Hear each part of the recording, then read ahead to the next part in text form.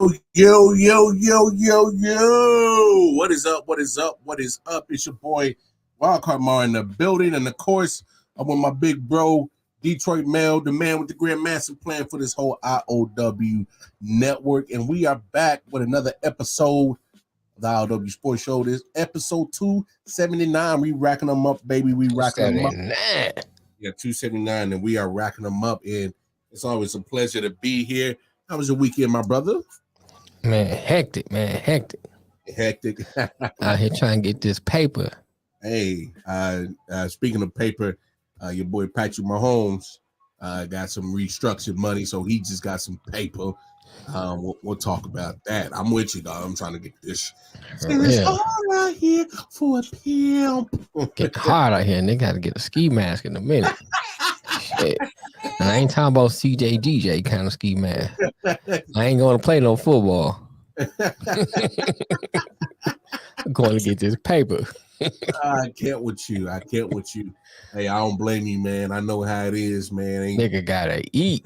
Hey, trying to eat. I know, man. Got to put the CJ Gardner Johnson mask on out here. For real. Hey, man, I know. I understand it, bro. But, hey, man, y'all know what it is. Hoes ain't biting. Niggas asking for money. This shit getting ridiculous. By hoes, we talking about you credit debts.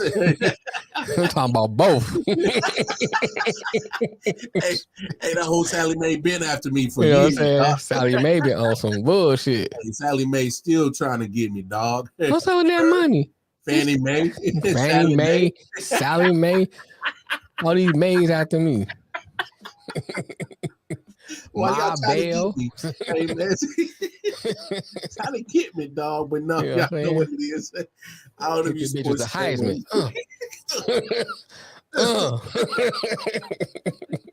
I.O.W. Sports Network, man. Y'all tap in with us. Facebook, Instagram, right. And of course, right here on the YouTube. Like, share, subscribe, hit that bell notification. Let you know every time we drop new content. I.O.W. Sports 1 on Twitter.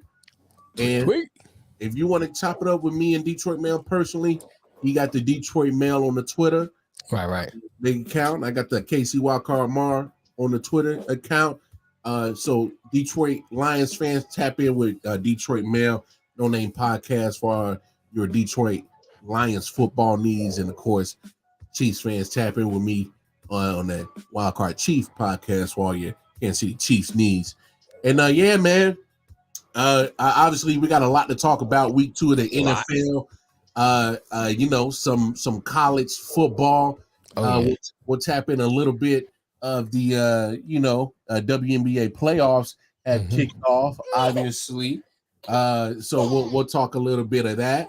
But hey, man, the world is talking and buzzing still about that big in-state Colorado rivalry between Colorado State and Colorado, man. Did you get a chance to watch the game, man? Mm-hmm.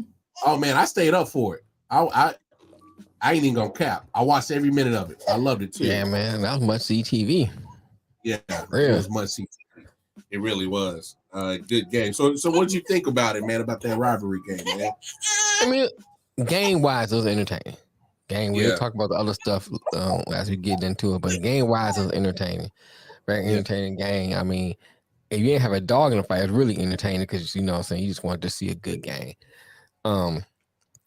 You've seen some things Colorado need to clean up, but at the same time, you saw the fight in them and determination in them to keep going and win this game. So I enjoyed the game, man. It was a real good game.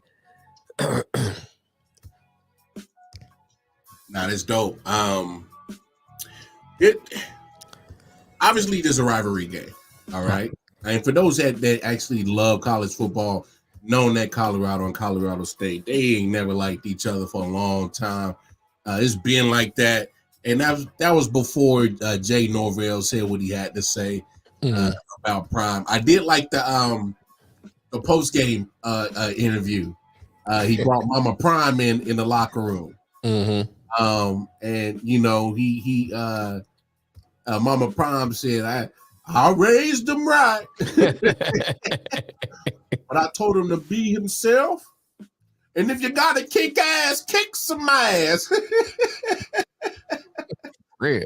So I thought that was dope that he brought Mama Prime in. And she said her piece and whatnot. But no, man, overall, like you say, the game was dope. It is pretty cool to see the fact that Prime is bringing a good spotlight back to college football, just like he did when he went to Jackson State. Go ahead. I'm gonna say this. I ain't seen that many niggas in Colorado in my life. You know what I'm saying? Like, the hell all these niggas come from? I'm looking at TV, it's like a blackout. Like, there can't be that many niggas in Colorado. Can't be. Hey, the funny thing is, bro. This nigga turned this into the BT Wars. It's funny. The Special Wars. Without the fighting. Hey, the funny thing you say that is because the announcer for ESPN, he was like, man, Dion got it looking like the BT Awards around here. And I was like, you know what? And he's trying to subtly say, look all these niggas up in here. That's what he's trying to, he just right. You know what I'm saying? He didn't want to say that on national TV. So, when the mics is off, he's like, man, look all these niggas up in here. So I'm glad I wanted them. It was a lot of black folks in the video. I mean, I ain't got no problem with it. Let me say that first, when people think I don't have a problem with it. But I was just like, I remember watching Colorado games, and that was like a white party. Yeah. You know what I'm saying? Now I'm looking like, hey, look at all these black folks. I mean, he got people, he didn't turn Colorado to an HBCU.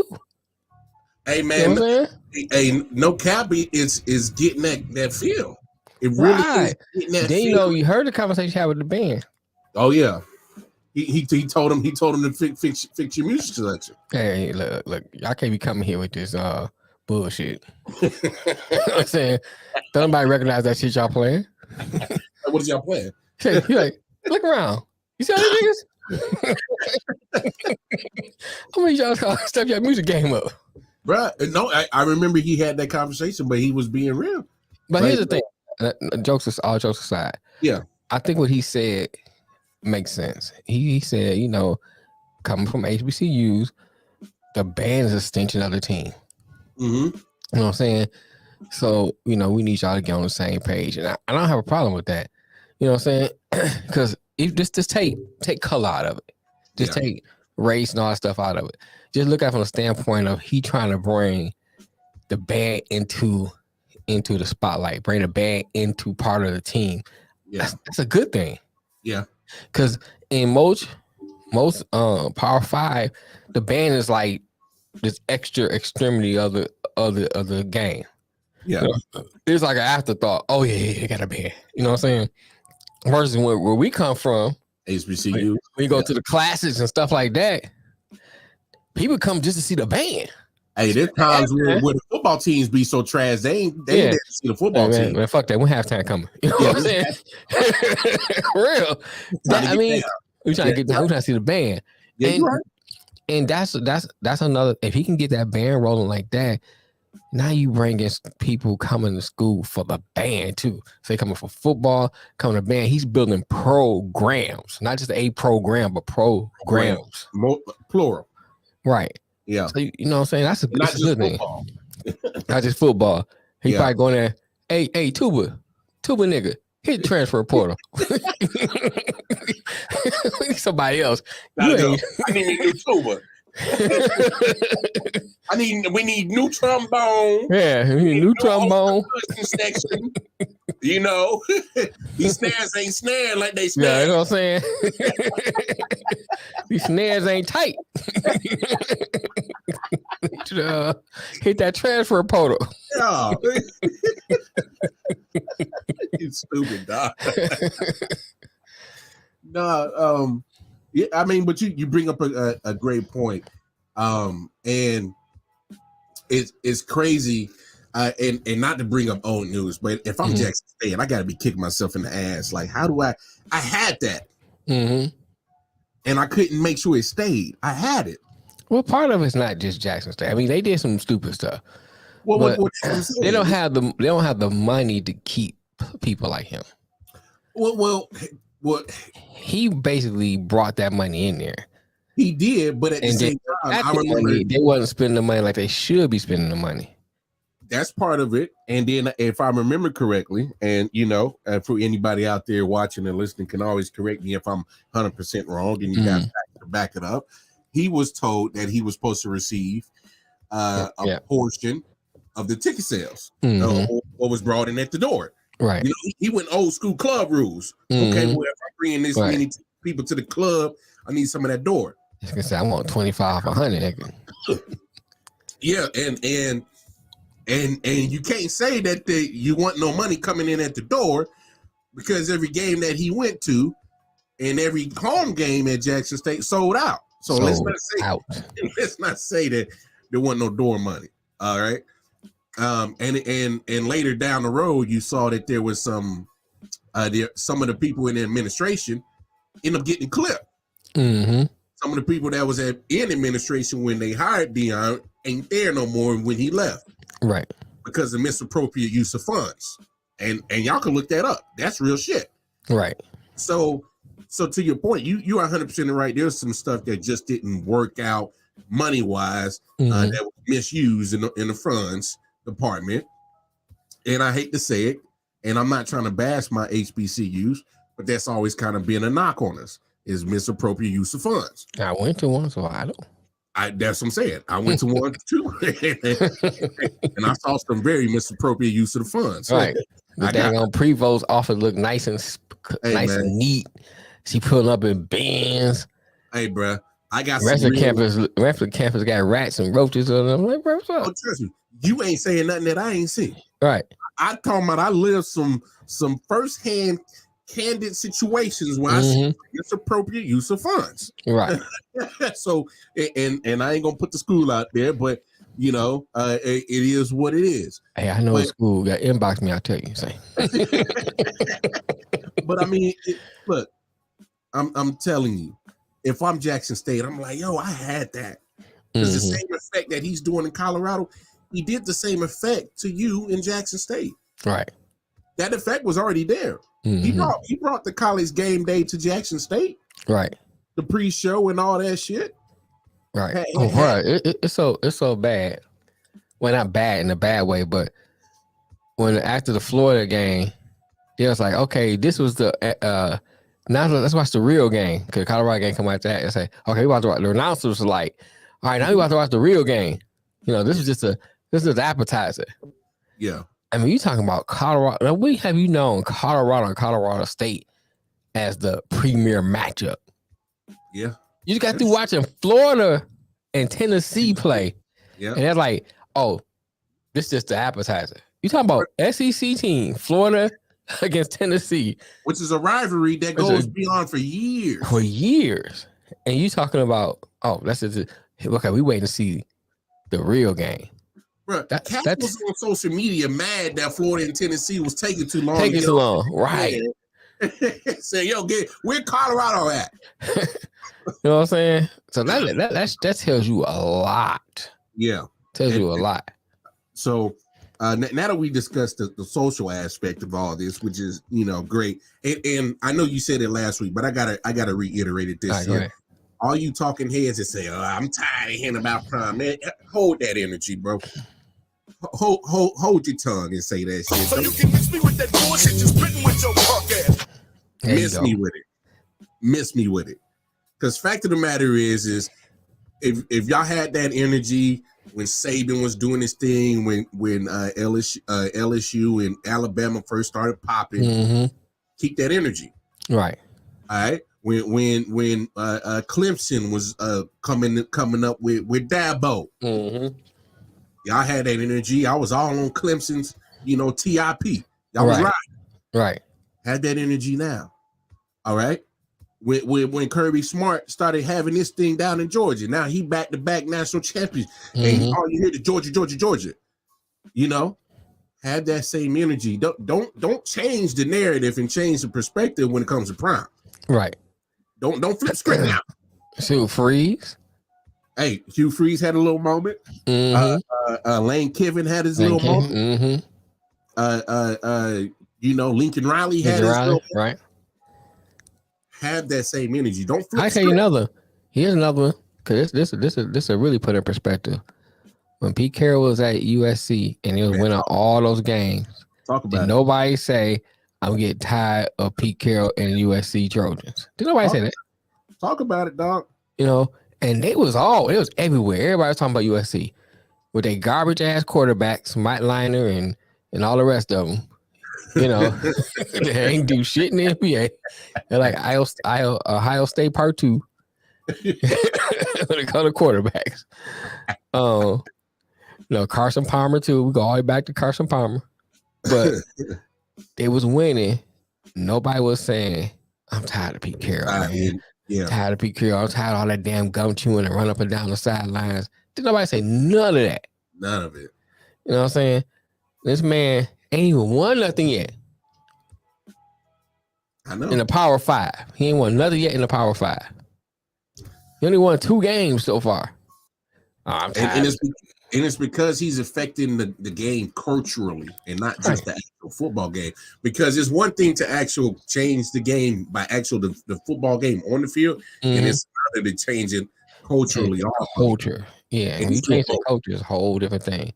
And he's doing both. He's doing both. And it's not, the beautiful thing is it, because like when some people won't get on that racial divide thing, he's bringing everybody. Oh, yeah. You got Tom Brady down there. You got Troy Aikman down there. Last I checked, neither one of them black. He was doing this when at Jackson State. People don't realize he had Troy Aikman in the stands of week 1 in Jackson State, Mississippi to watch. He had Jeff Fisher down there in Jackson State. Come on, man.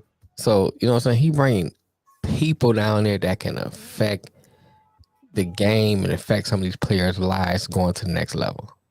Yeah. And I don't see how you can get down on that because he's doing the same thing that the rest of these coaches do. He just have more of it because of who he is and the level that he reached as a player.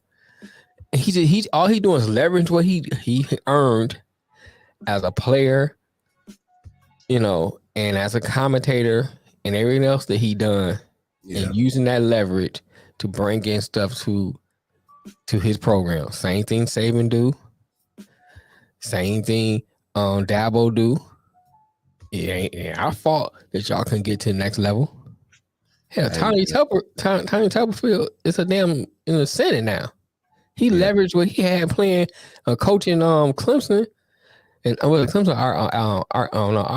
Auburn, and now he's in the Senate.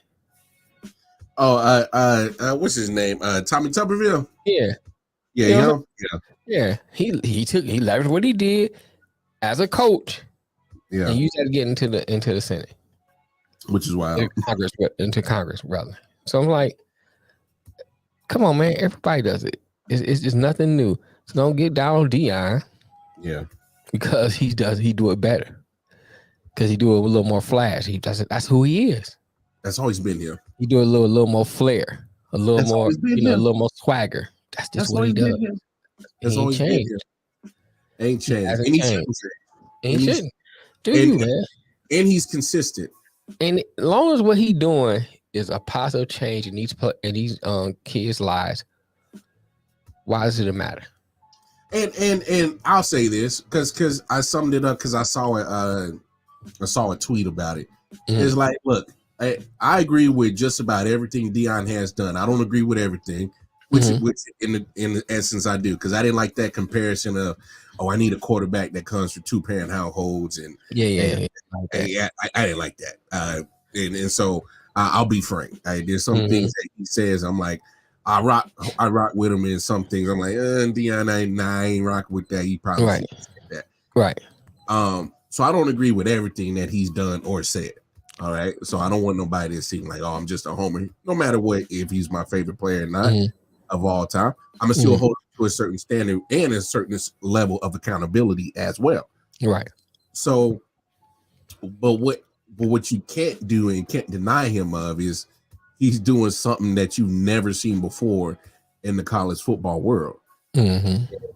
I don't know how you can't get behind that. Right.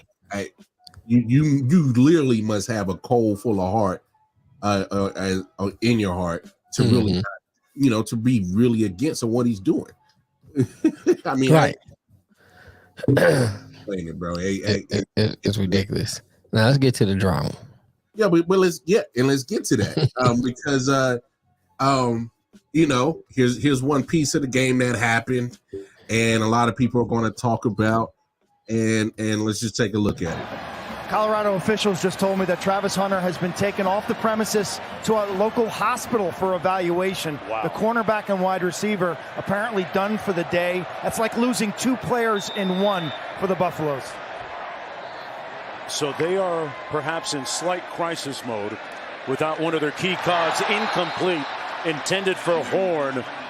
Took his eye off the football, and Travis Hunter, as Quint just reported, done for the night. This was the hit that he took earlier in the game on the unsportsmanlike conduct hit from Henry Blackburn. He did return to the game after that, but subsequent to that, I mean, he was in just recently too. Yeah, you don't want to speculate as to the injury, but that was a heck of a hit to his midsection, right around his rib cage, right around mid-chest level. And just kind of give me your thoughts on that hit right there, big dog. Not after being out of it and seeing that it's supposed to be that Noville actually had a Bonnie gate going on out there too, so you got to add that piece to it. Oh, I didn't hear about that. Yeah, now it's rumored that he had a bounty gate out on players. So now you add that piece to it. And I'm gonna have to say allegedly because I haven't heard it from his mouth. Yeah. But the fact that it's getting to an alleged level is not a good sign either. Right. And so you add that piece to it, man, and then just look at the play as a whole, man. I understand rivalries. Yeah. I joke about Ohio State all the time, but I mean I don't hate Ohio State like that. You know what I'm saying? But when the game on, yeah, I don't like them. You know what I'm saying? Because it's a rivalry. It's a rivalry I've been a part of all my life. Yeah. So I understand rivalry. I understand when Michigan used to play Notre Dame, I couldn't stand Notre Dame. Couldn't stand Michigan State. Those were the 3 teams every year you must beat. Got to beat them. And then when they don't beat them, it just messes your whole day up. Yeah. Because of that rivalry. However, I'm gonna give you a little anecdotal story right here to kind of bring my point home. So this is a guy at my job, and he's Ohio State fan. Yeah.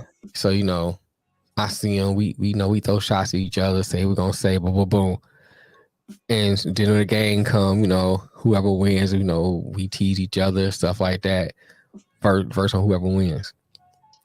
However, I don't wish no ill will on him. Yeah. If I see something happen to him, if something I can do to help, I would help him because overall everything, that's a friend of mine. Yeah. He's having to choose the wrong fucking school. But anyway, that's a friend of mine. So going now, you correlate that with the game. This still a human being. True. It's still another player. You know what I'm saying? That has the same dreams you do, is making to the NFL, and you willing to injure him enough that he might not. I'm not saying that he had that kind of injury, but he possibly could have an injury that he can't even go to the next level because of a rivalry. That's ridiculous. I agree. You know what I'm saying? You should not take it to that level where you want to injure somebody like that. To me, I play when we both play sports. You use that as fuel to get you hype. You use the rivalry as fuel, to get you to going during the game, especially when it's looking like, oh man, it's looking down, we getting down. You use that rivalry to get out there and get that toughness going and, and get you motivated. But you don't use it in a way that make you hate another human being. Yeah. No matter what jersey you have on, he still bleeds the same way you do. He's still another human being. And I think that's right there But I put that on the coach. True. Even if he didn't have the boundary game, I put that on the coach because even in a post conference, he didn't mention that about that and say it was bad or not. Oh no, he wasn't gonna speak on that at all. You know what I'm saying? And my thing is, you address that.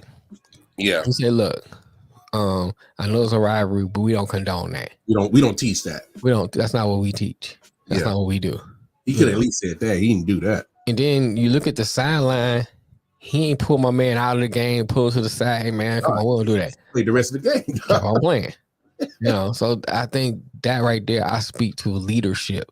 Because if he feel the player feel comfortable, I can't work. He feel comfortable enough to do that. That means the coach is coaching that. Or at the very least, is very lenient where he's not going to respond to that. So I have a problem with that. Nah, hey, you're not wrong. And here's the thing. I wanted to. I was close to making a short about it, but I didn't. But because here's my thing, Jay Norvell, you had a chip on your shoulder. You wanted to build that chip on your team's shoulder and have them, and they came out. They had the pregame little scuffle, had a war words pregame, and like you said, rivalry game. Right. Things like this happen. You're gonna chirp at each other pregame. Right. You're chirp at each other during the week leading up to the week. That's expected. Right. But you still have to have a level or a line of actual, should I say, sportsmanship. Don't cross. Right. And deliberately injuring or late hitting somebody like that, that's crossing that line. He should have been ejected. Which, hey, I wouldn't have had no issue with him being ejected. Because that's another thing too. For a ref, you set precedent and say, "Hey, we ain't tolerating that in the game." True. Because then Shador got a bad hit on him. Yeah. So I'm saying, so you not as ref, you can control this game. You eject him, make him an example, and say, "Okay, now you beat out one of your players. Somebody else doing beat out two of your players, and you take control of the game." Because God forbid, what if we hit him helmet to helmet, gave him a concussion, knocked him out, or even worse, did some kind of neurological damage. True. Anything. I mean, Jack Tatum hit the player so hard, you know what I'm saying, put him in a wheelchair. Yeah. And we got to be honest, Travis Hunter got the lacerated liver.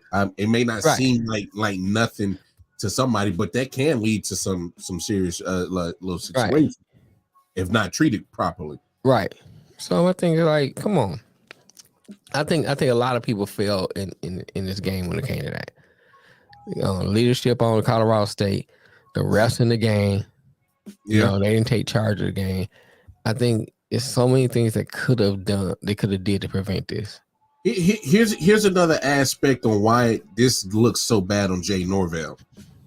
Because you see an undisciplined hit like that, because that was very undisciplined. All right, that was undisciplined action.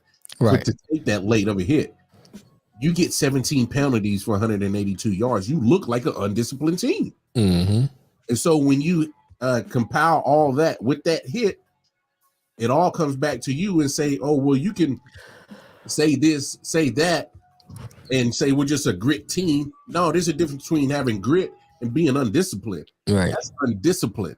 Right. And the proof's in the pudding because you doing dirty hits like that and you getting that many penalties. That looks bad as you as a coach. I agree.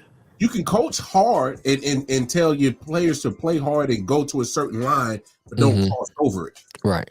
You can do that. That means playing hard, playing to the whistle, playing tough with grit. That's different. That hit, first of all, the ball wasn't catchable. The ball had hit the ground, and Travis is pulling up to because I'm not catching that. Right. And the player literally ducked under his teammate and deliberately dropped the shoulder into Travis. Right. And so that was completely dirty. I don't care how you slice that up. Right. That was a disgusting hit. Hits like that is what the NFL and NCAA are trying to get out of the game. Like if this was the 70s, 80s, there's probably not even a flag on that. For real. But this ain't that game. This ain't that type of football. And you brought up too, the NCAA need to look into that and do something about it. They need to take control. Somebody need to take control of this. You know what I'm saying?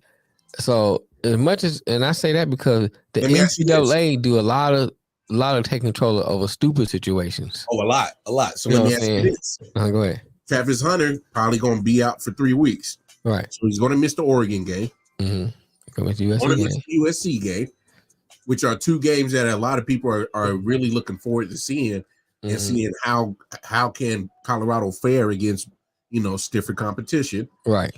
And me personally, I'm not saying the NCAA is going to do it, but I wouldn't have no issue if they suspended the dude. For as long as Trapper is out, he should be out. Right. You should lose that player too. I think it's fair. I think so too. I think it's 100% totally fair. But here's about the young man that I don't like. Now, it was a dirty hit. It was disgusting. It was nasty. But fans who are fans of what Coach Prime is doing, and Colorado fans, sending that young man death threats is a no-go. Oh yeah, we ain't doing that. That's disgusting. Like, that's absolutely disgusting behavior. Look, I get it. Nobody is agreeing with the dirty illegal hit. It was dirty. He got flagged for it. Should he been tossed? Yes. Should he face suspension? Yes. But death threats? Come on now. It's just a game, bruh. At the end of the day, it's just a game. It's just a game. You use this as a teachable moment and teach that young man, something. Death threats, man? Come on now. Yeah. That's just getting ridiculous. Right.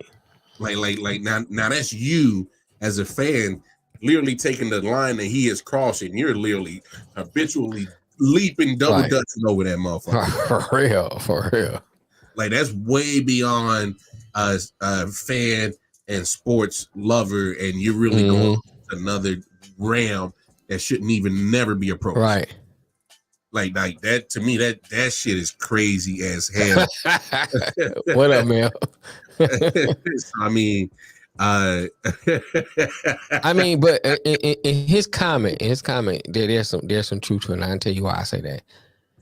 I think that the responsible party, and I said it earlier, is the leadership. Yeah, that's the responsible party. Of course, you know what I'm saying. It flows from the head down, so that's the responsible party. That's who should receive, if you're gonna give death threats, him. Yeah, because he didn't take control of the situation. Well, not. I know what was said, so we got to say alleged. Whether not that was said or not, he still didn't take control of the situation. So whether he says a bounty out there and all this stuff, that's neither here nor there. When a situation happened, as a leader, you take control of that situation. You pull them out of the game. You sit them down and let them know this is not what we tolerating. This is not what we do. Exactly. And he didn't do that. Because at the end of the day, because we're talking about how you are a reflection of the program. And if you are allowing your players to play like that at a level of going beyond the line, that is a reflection of you in the program that you are building. So I agree with you 100%. Right. So yeah, Jay Norvell needs to take responsibility for all of this. So I mean, it's on him, and this is the bad thing, because I wanted to give Colorado State they credit for playing a good game and making it competitive, and having half the world or all United States up past their bad time.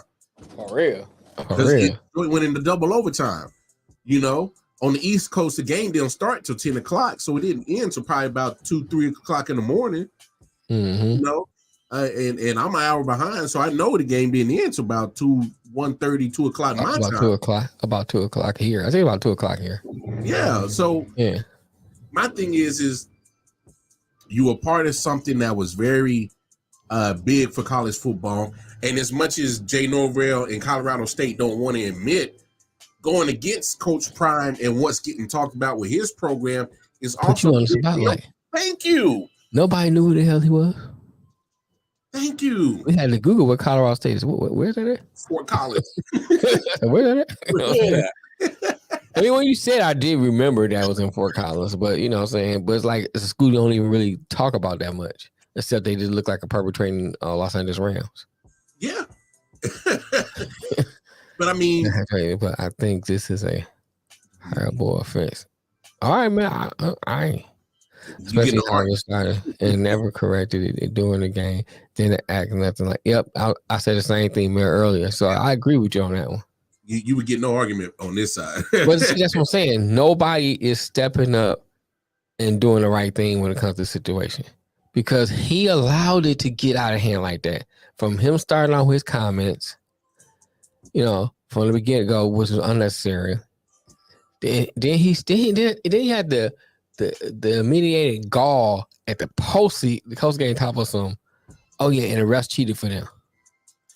That's kind of what. Well, he actually kind of said that in the middle of the game. I never seen so many penalties called on one team. I'm like, what do you mean? Like, come on, man. What? You're undisciplined. Right.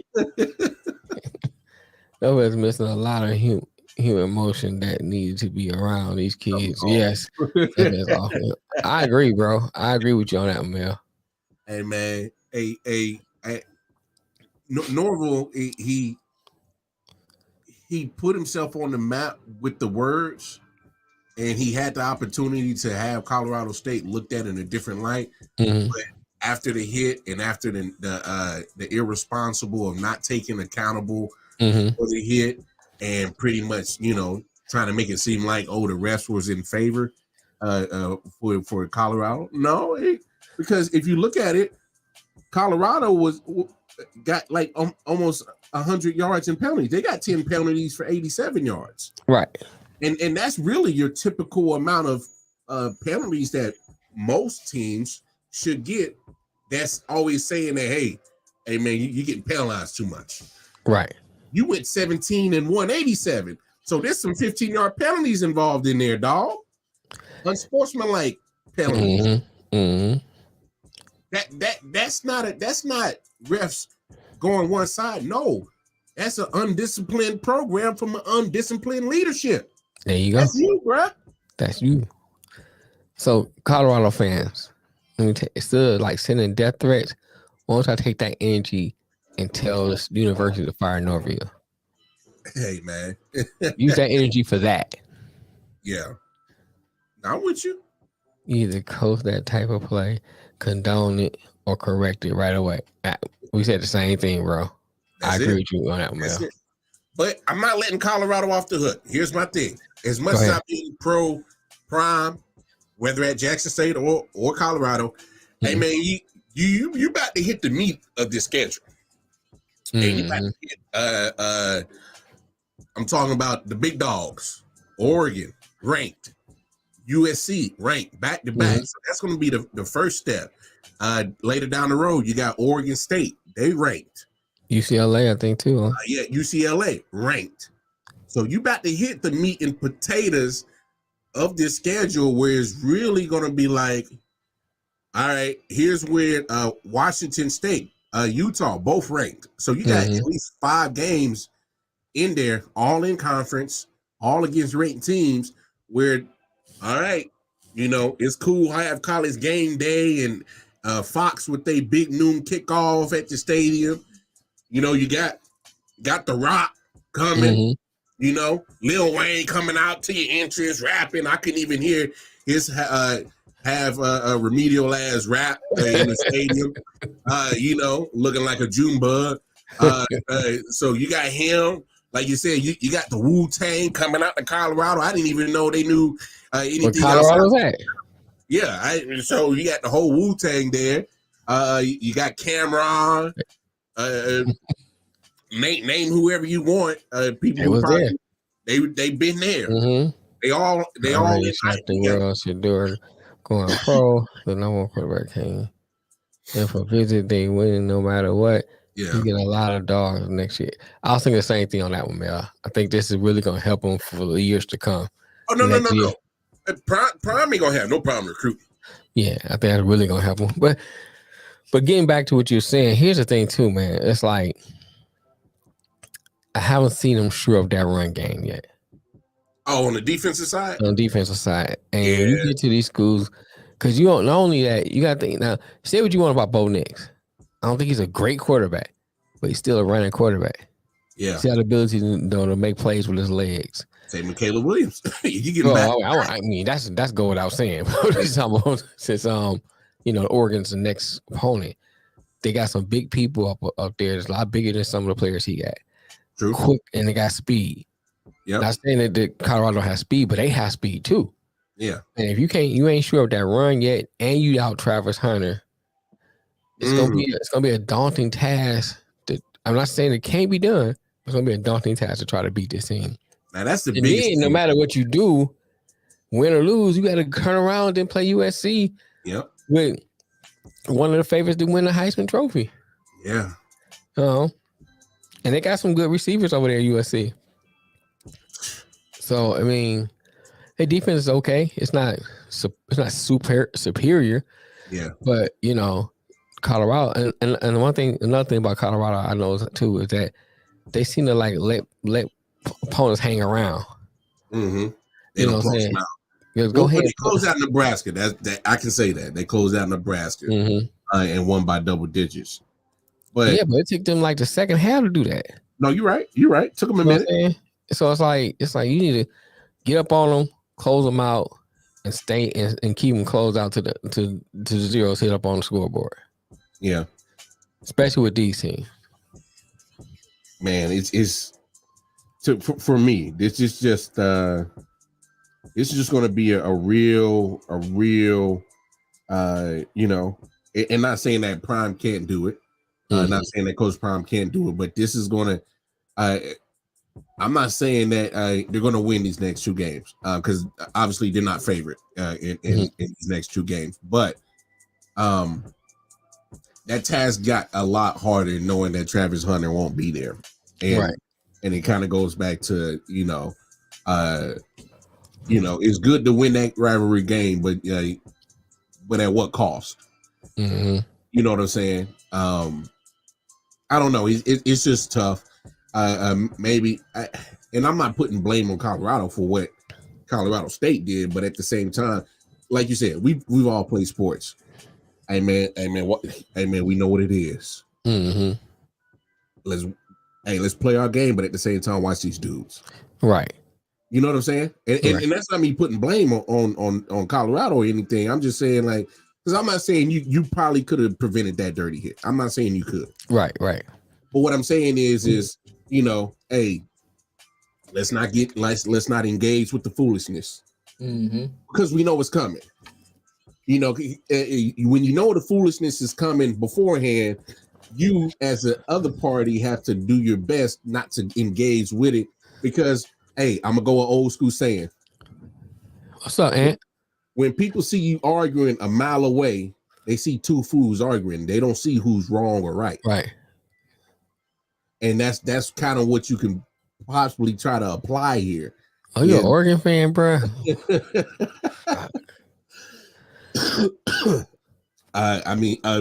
It sounds like he an Oregon fan, but don't DC got schools there, nigga? You can follow, all across the whole side of the country. Nah, he likes the jerseys. He's always liked the jersey combinations. I think that's what it is. Yeah, follow Bowie State or something. You wild. But some other things in college football, man. Alabama, man, they just don't look impressive, man. I said it before the season started. I said Alabama ain't hitting no shit this year. And you was right. And then it's bad when they changed the quarterback already. And they changed it twice in that game against Southern Florida. They changed it twice against South Florida. They said we ain't homeschool. It's that Detroit education, bro. Bro, they struggle with USF. Right. This is Alabama we talking about. Struggle with USF. And they playing like Alabama State.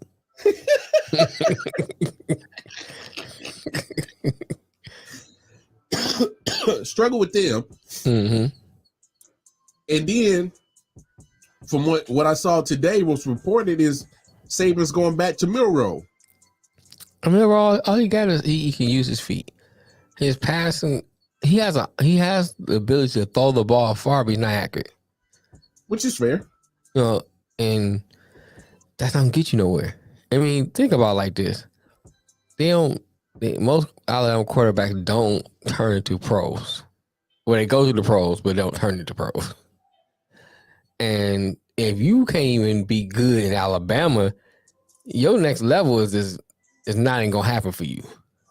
Hey man, I'm about to say something, and I don't know if it's how much hate it's gonna get me. I don't give a damn. I'm willing to take it, and I don't know how far off I might be. It may be a reach. I don't care. Mm-hmm. Nick Saban, I'm not saying he's gonna retire this year. Of what I'm seeing right now in his program, he's gonna have to retire soon. And shout out to Bobby G, because Bobby G is kind of hitting what I'm hitting on. Saint Nick going through what Coach K went through with the one and done b-ball players. Alabama alumni ain't got money like them other schools, so that's why he hates the NIL levels the field. To a certain extent, that's where I'm going at, Bobby G. And shout out Bobby G, man, great dude. Love jumping on his podcast after Thursday night football games. And what I mean by this is, I'm not saying Nick Saban's going to retire, but I can see it coming soon because I'm looking at his program and what have we always known him for? If we know we weren't going to always get quarterbacks, all right? Right. Now, don't get me wrong, Tua's in there, Jalen Hurts, Mac Jones. Lately he's got a plethora of quarterbacks in the NFL, but Alabama's been known for defensive players, defense, right? You know, offensive line, running backs. Look at his roster he got right now. Defense don't look dominant. Offensive line don't look dominant. Wide receiver and running back don't look dominant. And it kind of goes to what Bobby G's point. You're not seeing that true dominance of Roll Tide, Alabama. You don't see that dominance this year. Right. Well, okay. I'm going to give you a little pushback on what he said. I'm not going to totally disagree, but I think college basketball is a little bit different than football when it comes to the one and done. Because, like, with basketball, it's not only the one and done, you have other leagues, you have other avenues you can go and play.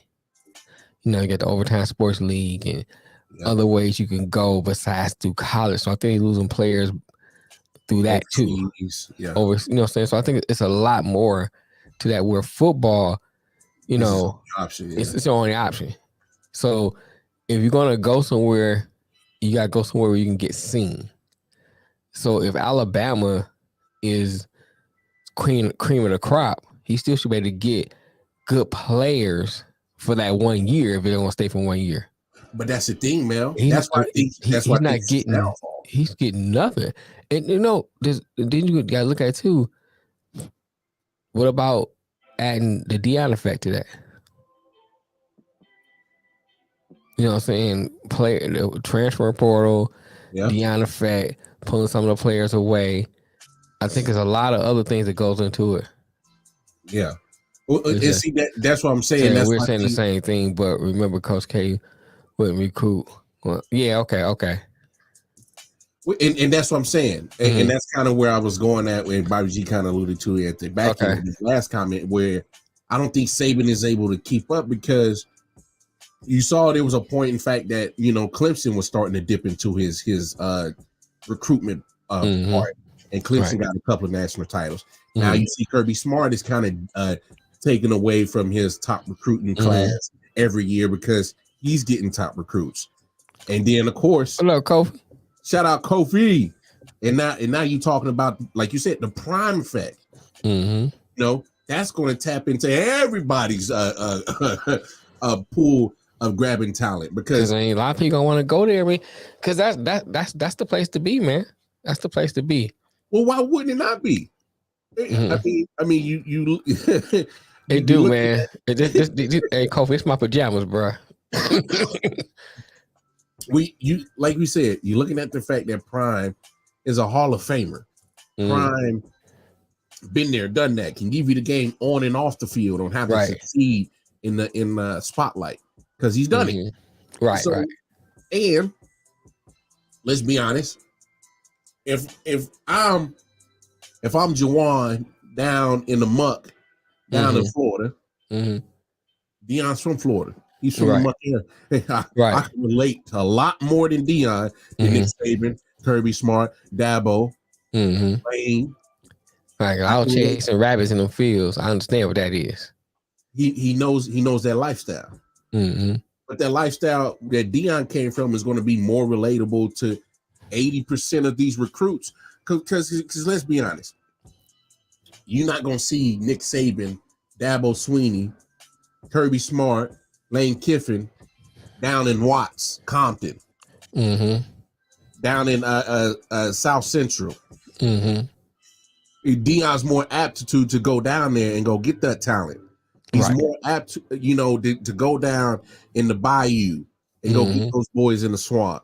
He's more apt to go get the boys in Texas, Florida, anywhere in any lower income neighborhood. He's going to be more apt to go into those houses, sit on those mama's couches, and say, "Hey, ma'am, I'm gonna take care of your baby, and I'm gonna bring you back a man."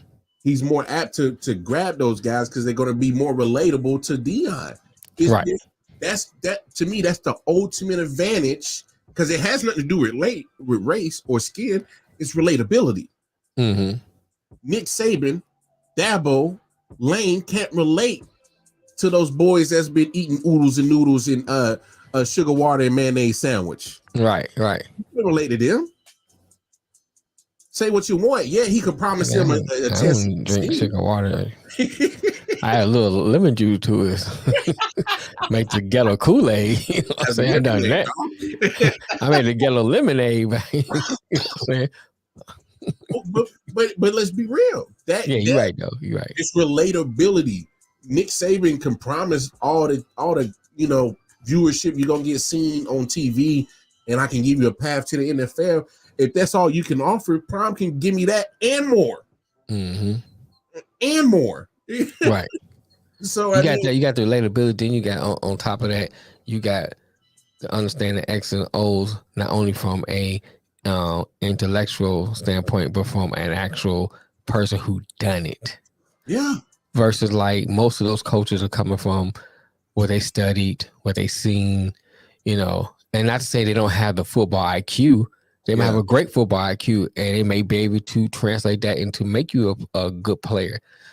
But Prime can make you an even better player. He can show those little things that that Nick don't know about. Like, hey man, when he run back, you can kind of pull in a jersey and up until 5 yards. That kind of slow him down.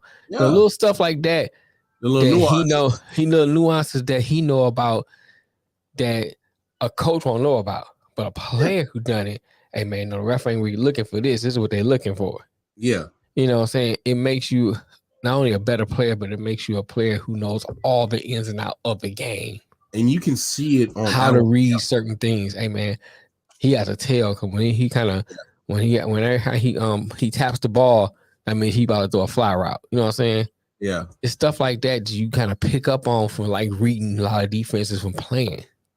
Because here's the thing, Nick Saban, I think, is a student of the game. He may have been coaching for a long time, may seen a lot, but Prime is a student of the game that played the game. There's a difference. Right. There's a big difference. Because a lot of people don't know this. Like Prime studied film just as much as he, played.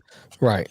He was part of that era where you did the film study to see the tendencies and things like that, so that you could exploit certain things and get you advantages on the field. And so, I mean, look. But in relation to Alabama, you can see it on the product on the field. It just doesn't look like Alabama. It does not. And say what you want. Alabama just doesn't look like that dominant squad. Come on, you struggle with South Florida? South Florida, bro. USF.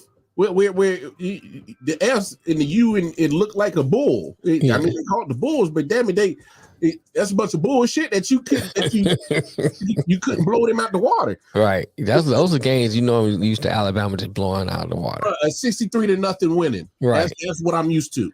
I'm used to seeing. You won 17-3. That's sad. Like I could understand if you had a whole bunch and I could understand if you weren't, if this wasn't the team or university or the program that we come accustomed to in the last 50 years, but this is Nick Saban led Alabama team that looked like what's going on? Yeah. Wait, hold on. Is this the JV Alabama Crimson Tide playing? Like this is JV squad playing, right? Like what's going on? So I mean, come on, man. And I'm not surprised that it happened, and I won't be surprised when you start seeing it in the next couple of years happen to Georgia, and it happens to Clemson. I think Clemson's already kind of gone through it. Dabo can be he can be in denial all he wants. He ain't getting the top recruits no more. That's why they brought in Stanford so they can find somebody to beat up on. Because North Carolina and all them teams starting to come up a little bit. Yeah, bro. Duke looking like they want to run the ACC now. Who thought you would say something like that? But you're starting to see these top coaches that they used to have these top recruiting classes. They're starting to lose a hold on all that stuff. And not saying they're not going to get good players, because they're still going to get good players. But I'm willing to bet they're going to start getting good players because Prime can't take everybody. You got a point there. And then we look at last game. I didn't see the game they played yesterday, but I mean, not yesterday, Saturday. I meant to watch it, but the game I did see them, they didn't really look dominant. Talking about Georgia? Yeah, they didn't look like a dominant Georgia team. It won a game, don't get me wrong, but they didn't look. Yeah, they struggled with South Carolina for a little bit. Yeah, you should see them just look dominant. They didn't look like that. Even when they played, who they played before? Not Mercer, before they played Mercer. The first game, who they played the first game? What, Georgia? Yeah, I can't remember.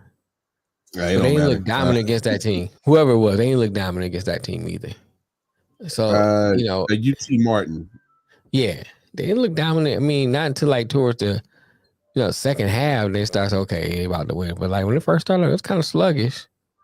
They struggled with South Carolina. 24-14 was the final score.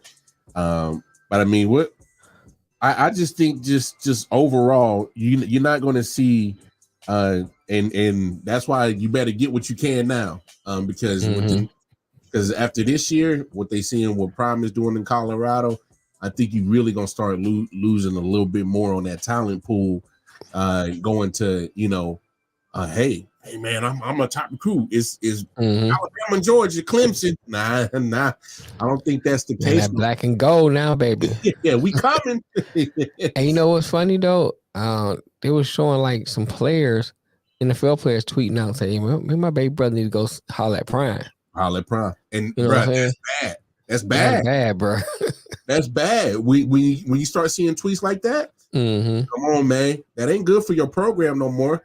Because you got actual pro athletes who are in the pros advocating for their siblings and loved ones, not to even think about going to Georgia, Bama, Clemson, Ohio State, Michigan. None of that. They say go holler at Prime in Bowen. Prime, right? Come on, man. That's the real reason why they really had this narrative on sick of hearing Prime and all the haters, whether behind the scenes in the media or in the media, are waiting for. Hey, especially these next 2 weeks, if they lose one or both of these games, watch the narrative really go in. Oh, yeah, you know that. You already know that. They get go in.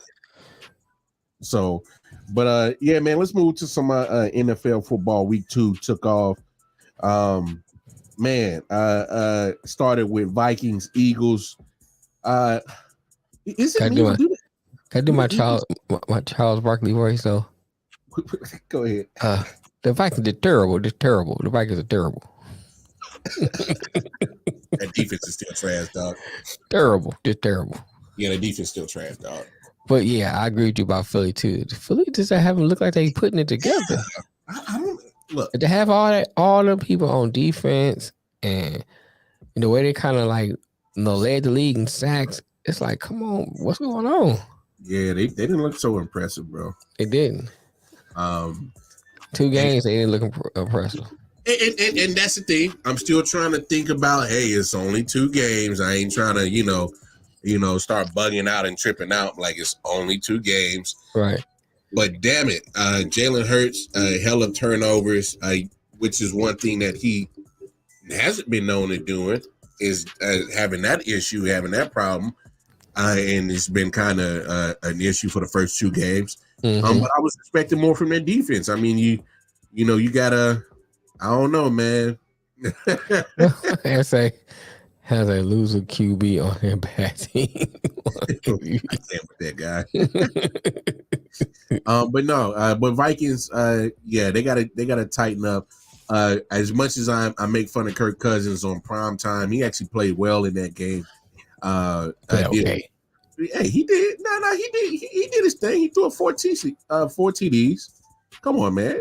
He threw 4 TDs, 364 yards. He actually played well. It wasn't. I'll say this. That's probably the first Vikings game that I couldn't blame Kirk Cousins for the reason why they lost. I'll say that. Okay. I think that's fair. Even for you to be the hey Kirk Cousins guy, you can say that, bro. you come on, bro. You can at least say that. But no. I just wanted Kirk Cousins for nothing. Chiefs Jaguars. I'll be honest. This is the first year that I'm looking at my Chiefs offense. I'm like, wow. I was going to ask you, is there any concerns, man? They didn't look prolific. I'll say this, and I'll regurgitate this on the next episode of the Wild Card Chief podcast. I know it may not seem like much, but I never wanted Eric Bieniemy to leave the building. All right, and I'm not saying he's the reason why they're not clicking, but this is a new offensive coordinator with Matt Nagy. When he was previously in the building, he was a quarterbacks coach, and he spent 1 year as a offensive coordinator, but that wasn't with Patrick Mahomes. That was with Alex Smith. Then he got the job in Chicago. So now he came back as a quarterbacks coach. So that's a different voice in the ear as a quarterbacks coach than it is an offensive coordinator. Right. And with Bieniemy in Washington, I mean, you can see the difference. Do we have to mention Washington right now? Well, I mean, we don't have to, but we'll get to them in a second. But some people on here have to know. But no, I'll be honest. Between the 2 weeks between Detroit and Jacksonville, one without Travis, one with Travis, you still got the same, pretty much the same production. Very lackluster, not explosive, kind of stuck in the mud offense. Sort of. When Chris Jones, like he kind of like back to where he was. He picked up where he left off. He made a couple. Even when he didn't get sacked, you could see where he was pushing that pocket back. This is the first time I can say honestly, outright, that I am not worried about the defense for the Chiefs, which is crazy. Ever since Andy Reid came into the building, that I'm not worried about the defense because that's what you always had to worry about. And you was never worried about the offense. This is the first time I can honestly admit that I am not worried about the defense, and I'm worried about the offense. I thought I'd never say that. Yeah, I was watching Mahomes, man. It's just like a few plays where he threw the pick in the double coverage. Yeah, I didn't like that one. First of all, he should have stepped into the throw. I understand, you used to making certain plays, but I think like you make those plays when you have to make those plays. Like you're under duress and you have to make those plays. That was a straight up just if you stepped into that throw, you gave the receiver time to get up under it. And you throwing it away from the defender. So if he doesn't get it, nobody gets it. Nobody gets it, yeah. It was just a few plays where I was kind of like, oh, wait, why'd you do that? And the crazy thing was, Mel, is he actually should have walked away with more than one interception in that game. True. There was a couple throws. I'm like, oh, Patrick, you don't make that decision. You don't make that. Like, what are we doing? Right. So something's not clicking. I can't put my fingers on it. What exactly is the true reason why? But for the once time in my in the last 10 years, I'm worried about the offense and I'm not worried about the defense. If you find a Chiefs fan that feels opposite, one, they're not watching the games, are crazy as hell, and they're not really paying attention because the last 10 years you had no doubt about the offense and you had all the question marks about the defense. Right. And this is the first time where I'm like, it's reversed. I just want to say, man, I'm glad that Chris Collinsworth wasn't calling this game. Oh my God. That's all I want to say. Oh my goodness. Bills Raiders. The Raiders, you are who we thought you were. You got a victory over yeah, thank you. Thank you, Bobby G. Thank you. No, see. Wow. and but not only that, the Chiefs only give up 9 points and 14 points respectively in 2 games. I thought I would never see that. So that one without Chris, one with Chris. So I got to give props to Steve Spagnuolo, man. I used to be hard on the guy and very critical of him. But 2 Super Bowls later, he gets the defense to play when it matters. But I got to give him credit, especially on this year with the coaching job that he's done with the defense, man. Raiders and Bills. Raiders, you are who we thought you were. You played Denver last week. That's all I got to say. But you came back down to earth real quick. Got a 38-10 beatdown from Buffalo. And guess what? Josh Allen, good for you. You had a good game because you were very I was very critical of your performance on that Monday night game against the Jets. For real. I put all the blame on him of the reason why they lost because that's how I felt. You can't have 4 turnovers as a team, but your quarterback is accountable for all 4 of them. The Raiders look terrible. Oh, come on. They got off that high of beating the Broncos. Come on. You are who we thought you were. You're trash. That whole Jimmy G experiment lasted 1 week. Hey, man. I told you what they need to walk the coach out like they do when you lose your job. Yeah. And, I get to call security and then take me Josh McDaniels. We'll send that to you. Come on. Walk him on out. Man. Yeah, come on. Walk him out. That's what I need to do. To walk him on out of here. I think that's what they need to do, bro. Because Josh McDaniels, he's not it. Put it this way: if you look at the team on paper, right, they not terrible on paper. Are they a great team? No, they're not a great team, but they're not terrible on paper. Yeah, and they're good enough where they should be able to compete with the Bills on paper. I think that was coaching. What's up, Nick? I mean, hey, should have. What up? What? Fresh out the hospital, had to stop in and collectively talk shit since we're all 1-1. What's going on with you, big dog? How you feeling, man? Too much, man. Too much. Yeah. Let's talk off air. Yeah, let's talk off air. Yeah. But no, good to see you though. But good to see you. Fucking liars. First thing you say to me when I come back is a lie. That's what we do. Hey, you're our friend. Yeah, okay, no. I got screenshots of shit. Well, I wouldn't go that far. Friend is a very what did I text you the other day? I said there's a lot of lies on the internet, Mel. Facebook has us listed as friends. I prefer the word acquaintances. Right. But yeah, good for Josh Allen to get his mojo back, but it was only against the Raiders, so I'm not putting too much stock into it. That's what Josh Allen does. Josh Allen will put up 6 of those games, have 25 touchdowns in 6 of those games. Oh, he's an MVP. But he throws up a bunch of air balls, and nobody wants to talk about it because Buffalo's like a media sweetheart, and they're those small towns like Green Bay, right? Mm-hmm. Like they're that little team that, like, for some reason, they're beyond criticism. Yeah. I gave Josh Allen hella criticism after that Monday night game because he deserved it. Oh yeah, for sure. And so I would have praised the defense, but that's just me, Mark. Yeah, well, we know that. well, I mean, we did praise the defense too. Trust the Jets defense get a lot of credit, but you can't be accountable for 4 turnovers as the quarterback of an NFL team and expect to win. Right. And those were all your team's turnovers. So I gave him a lot of flack for that right after the game. Ravens and Bengals. I'm gonna be honest.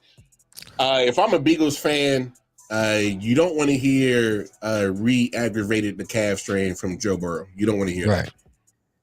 That's not good because we already know it can lead to Achilles, and we saw when other quarterbacks having Achilles injuries. Right. So if I'm a Bengals fan, I would probably quarterbacks that wear green. Smart, did you hit puberty? Achilles, your voice cracker. Nah, I'm having a sinus. I just had a sinus cold. I'm slightly getting. Right. Nah, thank God we're not all live in studio. I wouldn't know. I wouldn't even know if it was COVID. I don't play that crap, man. I don't even. Anyway, yeah, that's another show. Another show. Yeah.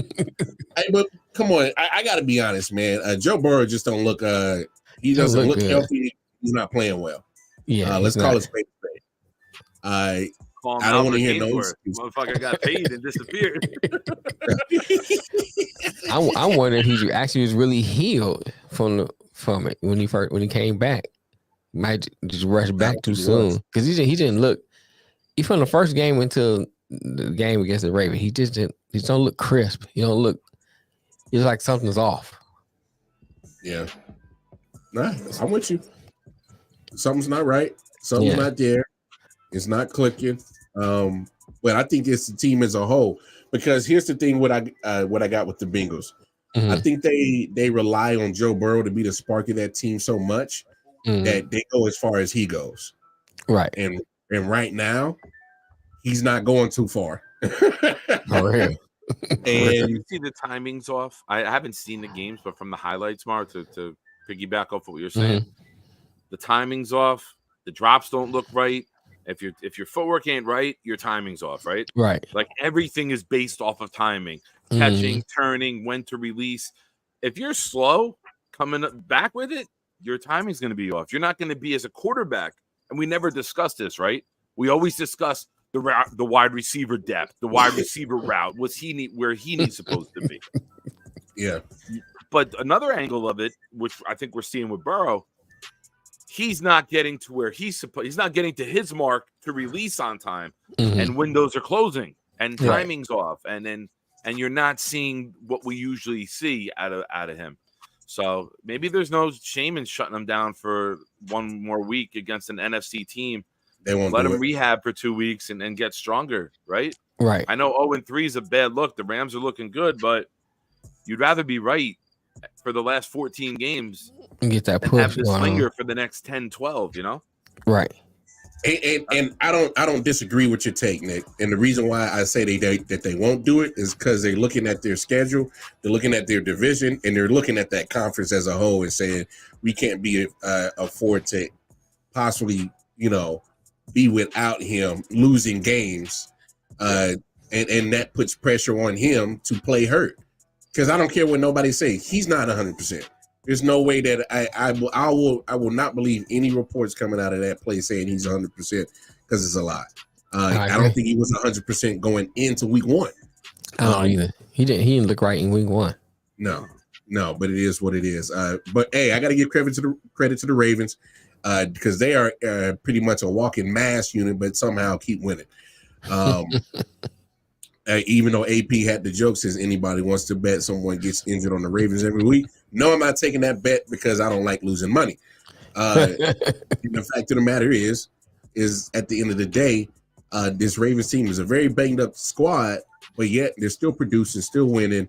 And Lamar had a very pedestrian game last week. He flipped it this week. Took advantage of a very I don't want to say I think it's a very mediocre Bengals defense, and that's fair to say.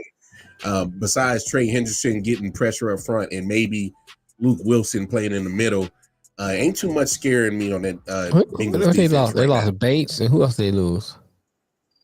I can't remember. They definitely lost Jesse Bates in the back. Apple does not count. Eli Apple. No, he doesn't quarterback, count. Eli Apple. Outside of that's why I just said base because Apple don't count. I mean, when you think elite cornerbacks in the NFL, you think applesauce. You think Eli Apple and Sauce Gardner. I mean, losing Eli Apple is an upgrade. Yeah. Hey, bro. I lost a toe, and it looks like Eli Apple found it because he runs like he got 6 toes on that one damn foot, man. He don't run straight. Come on, AP. We know about Zay Flowers. We gave Zay Flowers his credit. Matter of fact, he gave Flowers his flowers. Well, yeah, because Nick's been on him. He was big on him in the draft process, and I was big on him as well as the draft process and trying to get him to Kansas City. And I was very upset. And matter of fact, Nick called it. He said 22nd overall, he's going to Baltimore. And don't forget the first mock draft that we did. I had Anthony Richardson going at number 1. And until the concussion, he was going to put up a monster day yesterday. Yeah. And I had Richardson at number 1 because I liked him better. Stroud had a nice passing day yesterday. But we'll see Young tonight, but I think Richardson is the marquee quarterback. And I told you, Flowers will be the best receiver in this draft because he fits the mold. Smith-Njigba is different, but Flowers fits this new mold of short, quick passes, get the guy in space, and let him just create and get yacked, right? Yeah, like I think a little Tyreek Hill-esque, right? Get him the ball and then evolve the offense around him as he progresses as an NFL receiver. But I think Smith-Njigba is a great receiver. I just think the way he plays at and the way they use him, you're not gonna see a lot of numbers out of him because they go to Metcalf first.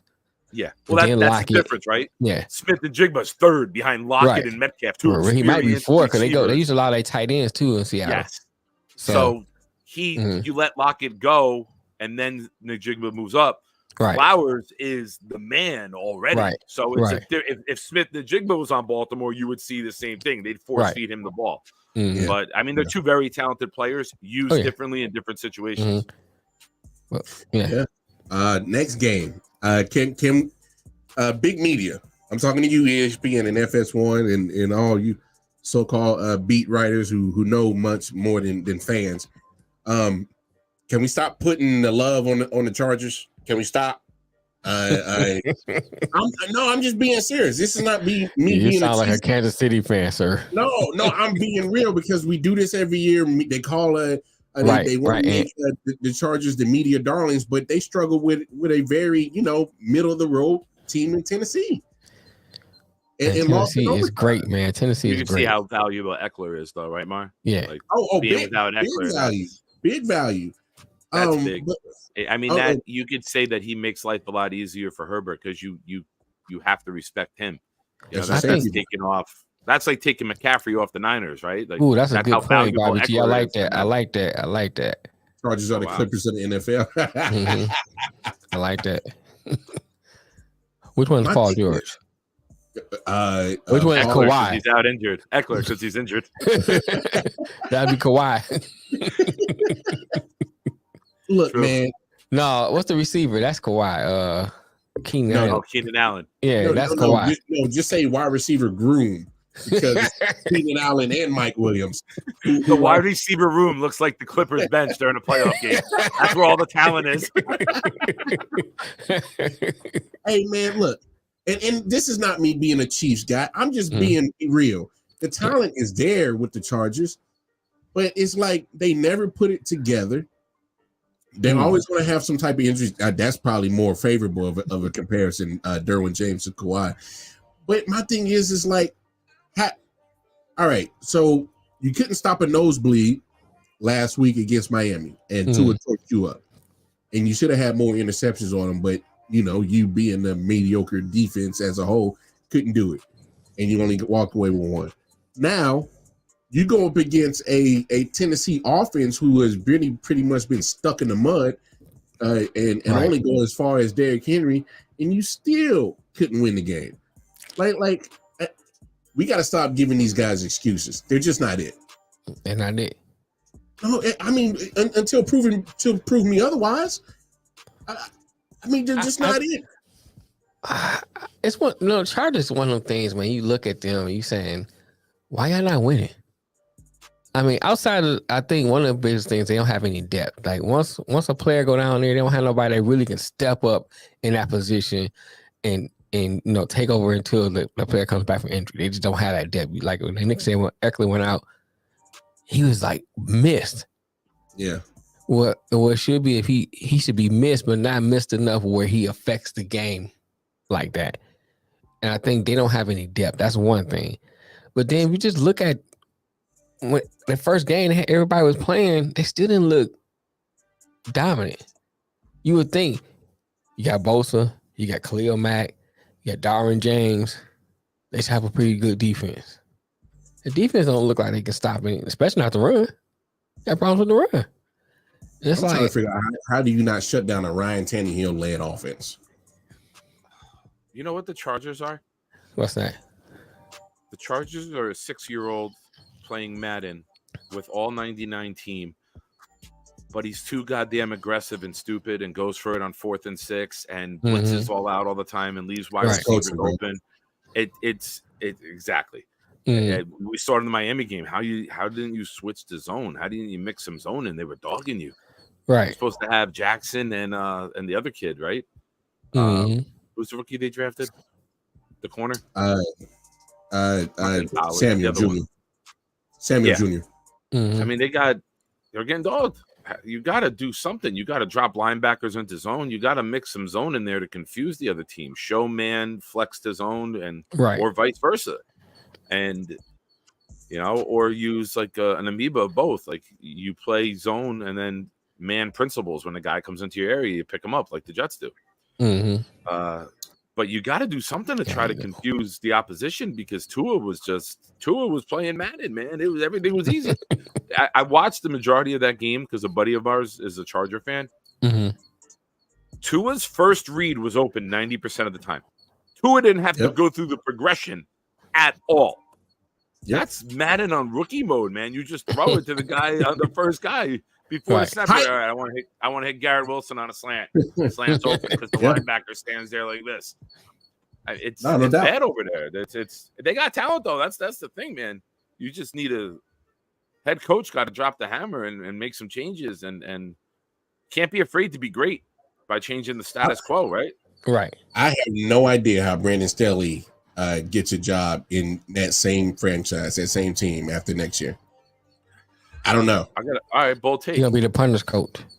Kellen Moore will be the coach before the end of the season. That's my bold take. I like it. And I'm not even mad at you making that take. You need to get injured more often. You can have good takes.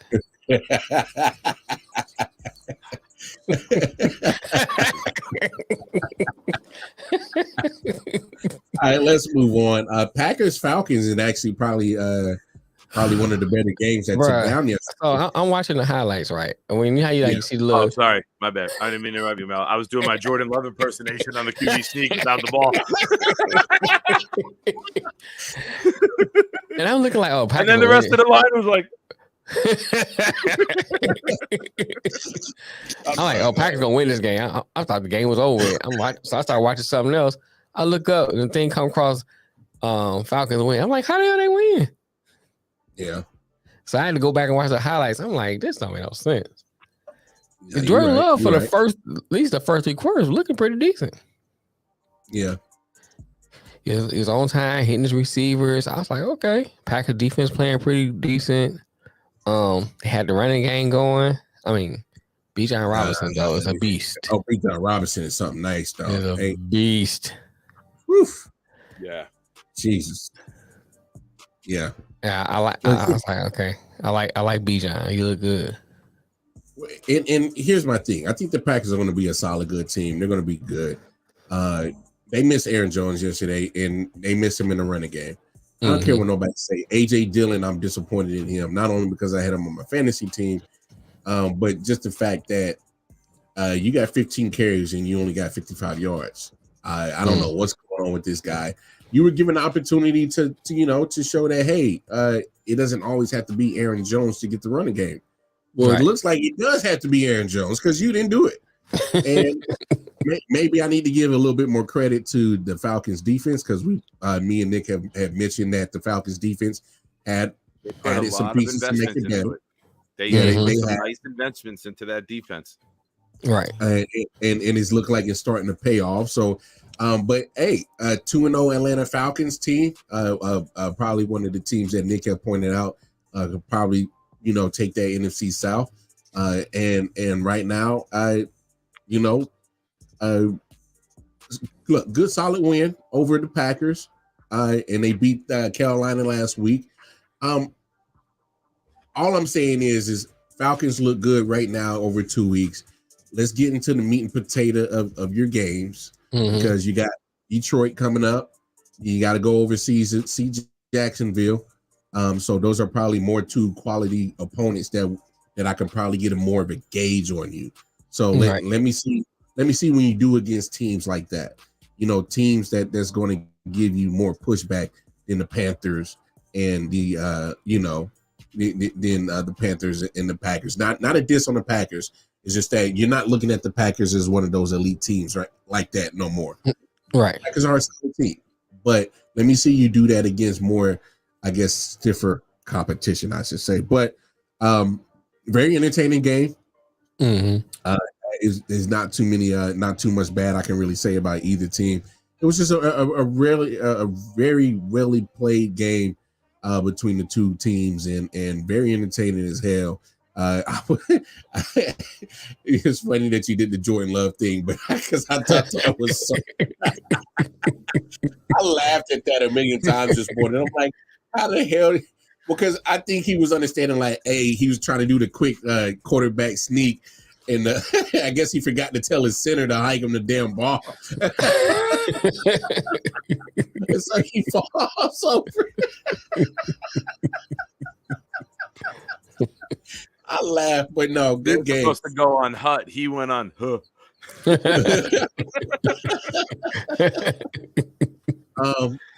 Overtime game. So your Lions, man, went to OT, man, against the Seahawks. That was another entertaining game right there. So correct me if I'm wrong, Mel, but I've been seeing some chatter on the social media network, Red, man. They don't like they love the aggressiveness of Dan Campbell, but they don't like it when he started doing Brandon Staley aggressiveness shit. Is that fair to say? Yeah, I mean, it was like, so you go to the Chiefs game, it made sense at that time. You catch them by surprise, you know what I'm saying? Help get the offense, kind of spark. Maybe this can kind of get them going. That made sense. But in this game, where you was finding trouble finding ways to stop Seattle. I mean, they stopped them. They stopped the run pretty good. Versus the last time when they played last year, they were getting ran all over, but they weren't really stopping them in the passing. They got a few stops here and there, but you knew points was gonna be what you need. You kick the field goal. Yeah. Because we look at the time, the first time they did it. You kick that field goal. You stop Seattle that time. You got the ball back. If you scored then, now you up 17-7 going into halftime, ain't getting the ball. Now, if you score again, now you up 24-7. Now it's a different game because Seattle has to change the way they play. I think that kind of shift the momentum. I didn't understand that. And then Jared Goff those 2 pick sixes, bro. I'm like, come on. Yeah. 2 pick sixes, bro. And one thing I'm tired of hearing is this. No, he did. 2. I saw the Fox pregame thing, and the lady said to him, "Don't want to jinx it, but it's been like 369 passes since you last did." Oh, she did. That's why women should talk sports. God, 2 pick sixes. But here's the thing: I'm tired of hearing Lions people she say got that. him good with the hoobie jooby. They're not calling the holding of Hutch and Hutch getting double team. That happens to every player. Find a way to overcome that. Have another player. If he's getting double team, somebody should be open. Yeah. So to me, that'll make sense. That's what she said. Yeah, I think they could have won this game if Dan Campbell would have made those calls, the coaching decision. Because it might have even came down to him throwing a pick six because it'd been a different game. You wouldn't have to throw as much. And then Montgomery got hurt, and they was running the ball pretty good. I was just going to ask you about that. Yeah. Not that you ever want to see a player get hurt, But does this finally mean that like Gibbs can like be the guy and get a rhythm? Because they're not giving him a lot of touches. Like I think they're trying to figure out. I think trying to figure out how they want to use him, because you keep seeing like they doing all the different plays in different ways. They can't figure out how they want to use him. I think it's simple. You give him this, get him the space. Man, that one play when he dropped the ball, that was a touchdown. Yeah, he was wide open, and with that speed, and that's another thing too. It's like every opportunity they had in this game and take advantage. Kirby Joseph not dropping the pick. I mean, he dropped the pick. That was a touchdown. So it's just like there's a lot of little things that they need to clean up. I think they clean those up, they'd be okay. It just clean those things up, and they need to get that pass rush going. I mean, Geno played a good game though. I mean, I think he got the ball out of his hands quick. When he did get a rush, he made sure he got rid of the ball. So I don't even take nothing away from Seattle. They played a good game, but this was a game they could have won. They just Dan Campbell made crazy decisions and didn't take advantage just when they had a chance to take advantage of it. Yeah, I feel you. But no, very entertaining game as it goes. And whatever, Ant, I saw your comment. But no, hey, watch the Seahawks of Seattle, Washington. Right. You know, the Seahawks, like you said, I think the Lions kind of left the door open for them, but Seattle said, "Oh, thank you. Thank you for leaving the door open, and we'll walk. Right. We'll kindly walk through it." So I think that's a better way to summarize that game. Coach Texans, not too much to speak of in this game, but I will say that the biggest thing was the fight at halftime. Oh yeah, the guys, the fans had more outfits than the Texans. Yeah, they still more defense. You know what I'm saying? It's like, what the hell? I'll say this real quick, and kind of Nick alluded to it a moment ago. Anthony Richardson is going to be nice. He's going to be something special in this league. Let him get more reps under his belt. Obviously, I think that they got to find a way to protect him a little bit more. Hey, he might have to do it himself, as in protecting himself. And because of concussion he suffered. Look, he dove, got hit, and hit his head on the back, and hit his head on the ground. I mean, that's just, it is what it is. Yeah, I mean that happens though. Yeah, that happens. So I'm not taking that into account. I'm taking into account that because he is a mobile quarterback, let's not take so many hits on your body as overall, because we understand the talent that he does have on the air and on the ground.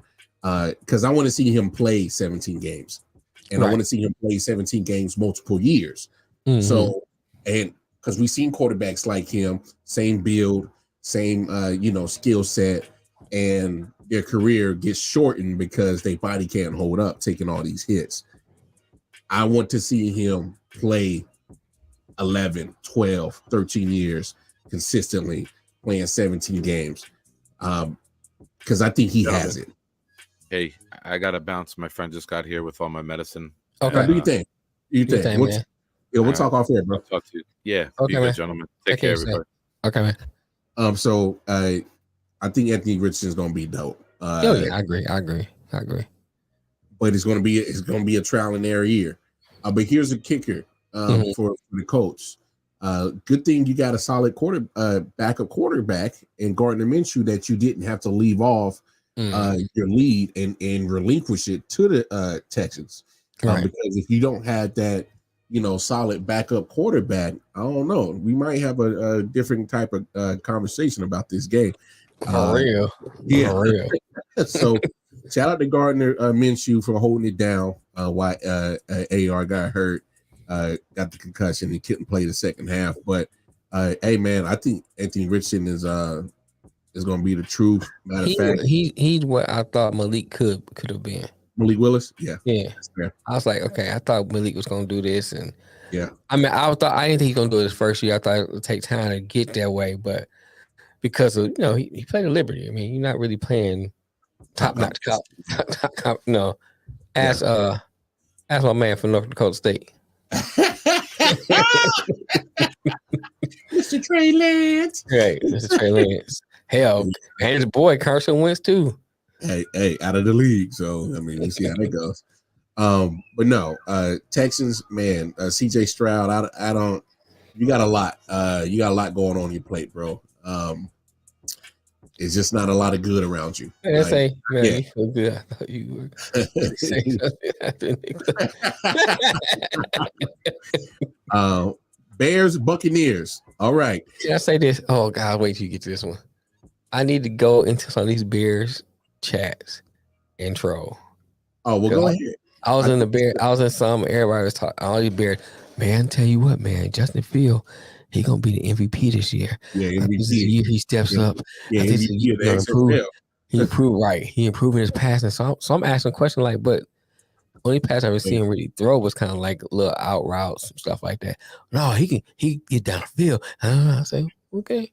Now I want to be like, how y'all feel about him now? Here's the thing, and I'll say this. Mm-hmm. I think Justin Fields will have a better year. It's just not going to happen MVP? right now. No. First of all, I never went that far. I was not a subscriber to that talk. And the reason is because that offensive line is still just as trash as it was last year. Mm-hmm. All right. And so, but Justin Fields has to also see the field better. I got a screenshot of him literally missing the guy going straight down the seam, wide open against Tampa Bay yesterday. And all he had to do was just give him the football and it's a touchdown. Mm-hmm. That's it. And he's holding on to the ball too long. And he's taking too long to go through his progressions and his decisions. And I'm like, at some point, we can't always blame it on everything that's not going well with the Bears around him. At some point, we got to start giving some blame to Justin because I think I agree. He's part of the problem. And that's one thing I try to point out to Bears fans. It's like, yeah, I understand the offensive line and all that stuff, but there's some throws I saw him throw. Yeah, it didn't have nothing to do with the offensive line. That was all him. Underthrowing, missing throws, overthrowing. That's him. That got nothing to do with the offensive line. That's him. Yeah. You know, and now the player himself, I'm not hating on the player itself. Just hating on Bears fans. But and the fact he went to Ohio State. But that's here nor there. You know what I'm saying? But the player himself, you know, I want to see him succeed. You know what I'm saying? Of course. Just not beat the Lions. So I think that Justin Fields is a talent. I mean, he got talent. Yeah. You know, he got top-notch speed. He has the talent there, but I don't know if he just needs to get somebody under him and really teach him how to settle down and make those throws. You know what I'm saying? I'm not ready to say he can't do it before I make the throws. I think maybe he needs the right person around him and a good offensive line too. It helps. True. Because, you know, you got time to kind of look and scan the field. That kind of helps versus you always under duress trying to make those reads. It's a little harder to make those reads under duress than it is if you got time and you can kind of look through your progressions and say, okay, let me go ahead and hit this player right here or hit that right there, hit this drag route, whatever. You know what I'm saying? Versus you got under duress and you got to make reads like on the fly. That's a little harder, especially if you're not good at it. Yeah. Hey, just pump the brakes, Chicago Bears fans. Y'all was quick to say, oh, MVP year, but so far I'm seeing the same Justin Fields that's going to lead y'all to 3 wins last year. That's what I'm saying. That's just what I'm seeing. And it's not a diss on him because I think he is going to be better. But right now, after 2 weeks, what's better than trash? Disposable trash? You know what I'm saying? Recyclable trash? He just got to Chicago. I'm sorry. Yes, I'm a Browns fan, but the Bears are an awful organization. Hey, man. Hey. They do make some crazy decisions, though, man. Oh, especially when it comes to offense. They always have a good defense. Except for this year. But for me, it's like, okay, you bring in DJ Moore, and I think he's a solid wide receiver, but it don't matter if you go get a wide receiver if you can't keep the guy upright. You know, it's I mean, Bobby G's not right. What have they done since 85? I mean, you giving us some good defense moments. And that's what I'm saying. But if you look at, okay, you go after 85 and you go through I can't say the Florida quarterback. Rex Grossman. You go through Rex Grossman years. They had a decent defense. Offense sucked. You know, you go through Jay Cutler, you know, same thing. They had a few pieces on offense, but defense was good. It's like they never take time to develop the offense. Just never do. I mean, they got carried by the Super Bowl return, man. 85, they had a good defense, though. Yeah, but that's the 85 Bears defense. That's an all historic defense. Because McMahon was not a great quarterback. He was never that great. They had Walter Payton.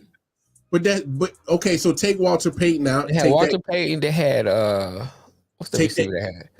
Take that historic defenses off, and you got the Bears. What you got it now? They had a good offensive line. That's it. Hey man, they had a decent receiver. I think the receiver they had in 85.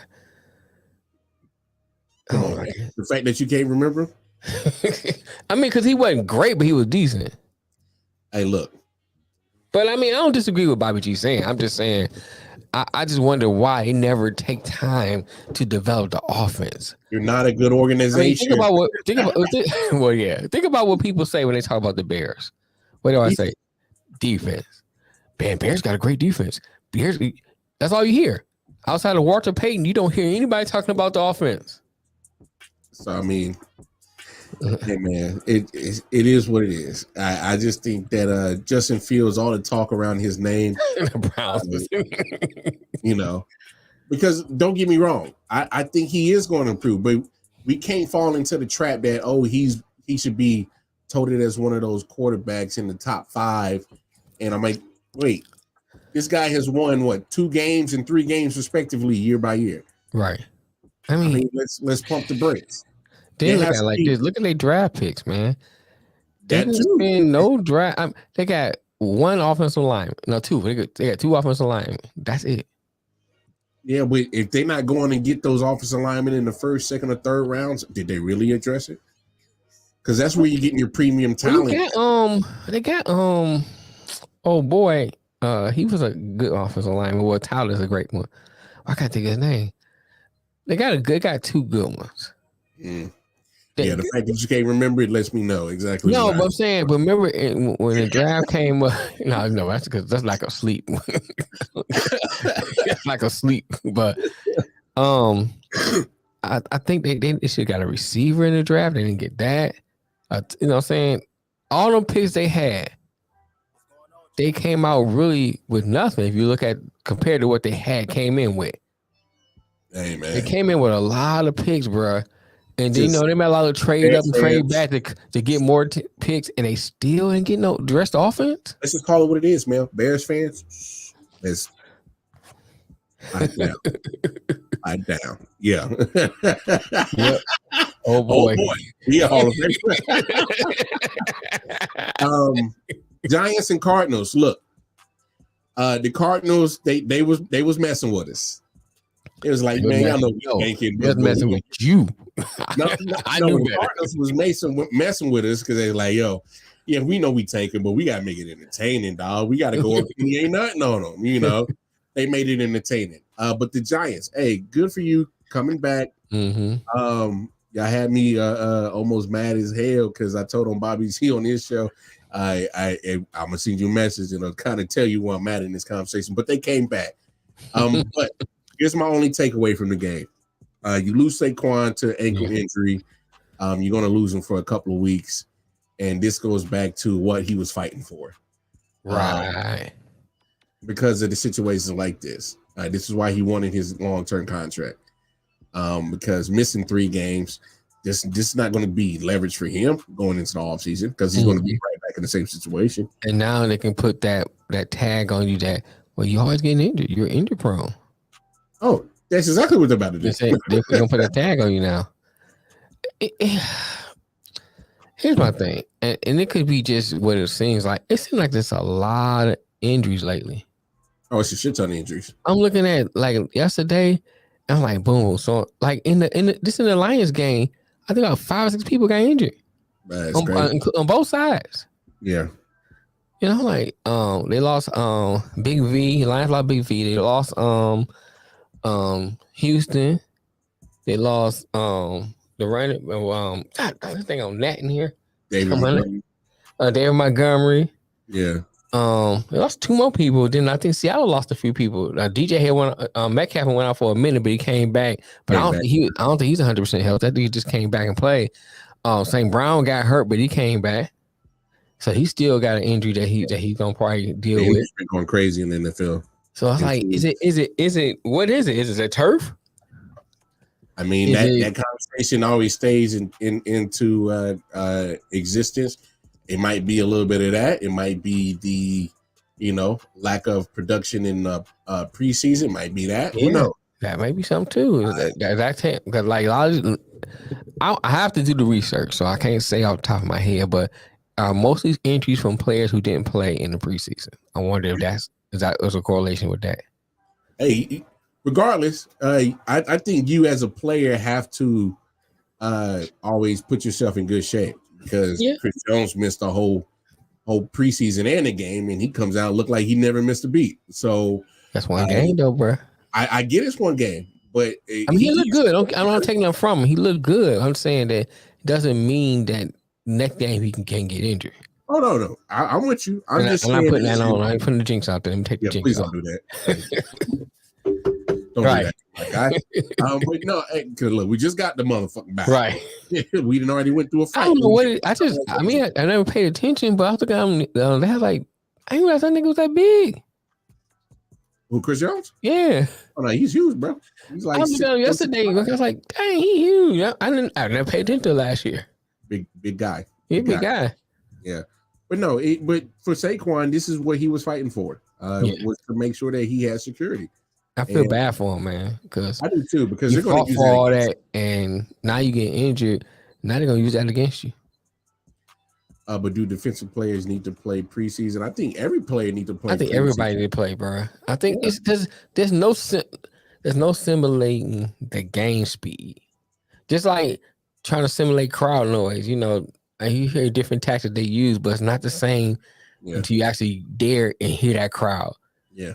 Like that game speed, you need to be in it to kind of say, okay, even if you work out the whole off season, you know what I'm saying, it's still not the same as actually that game speed, playing in the game, getting hit, and feeling that contact, and say, oh, okay, now I'm in shape. I'm ready. I'm ready.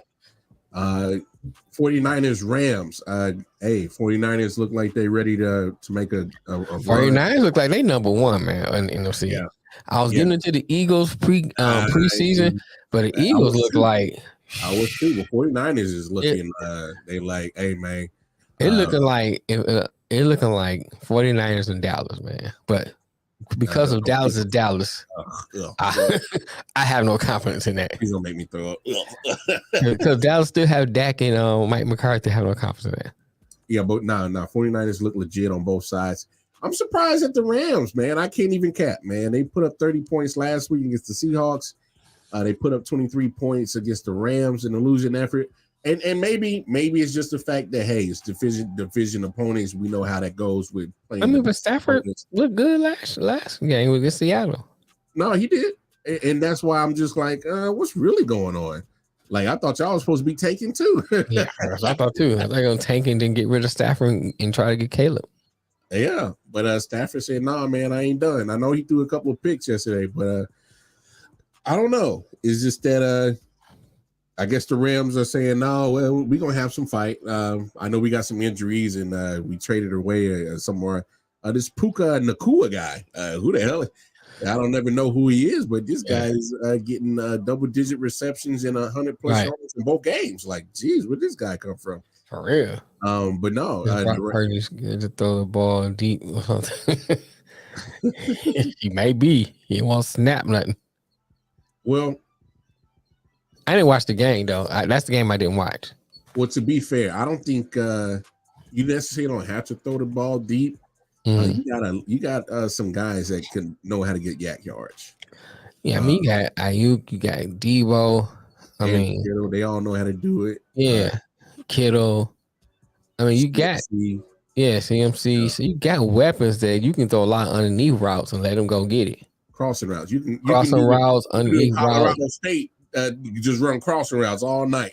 All night long. I forgot to talk like about Lionel Richie.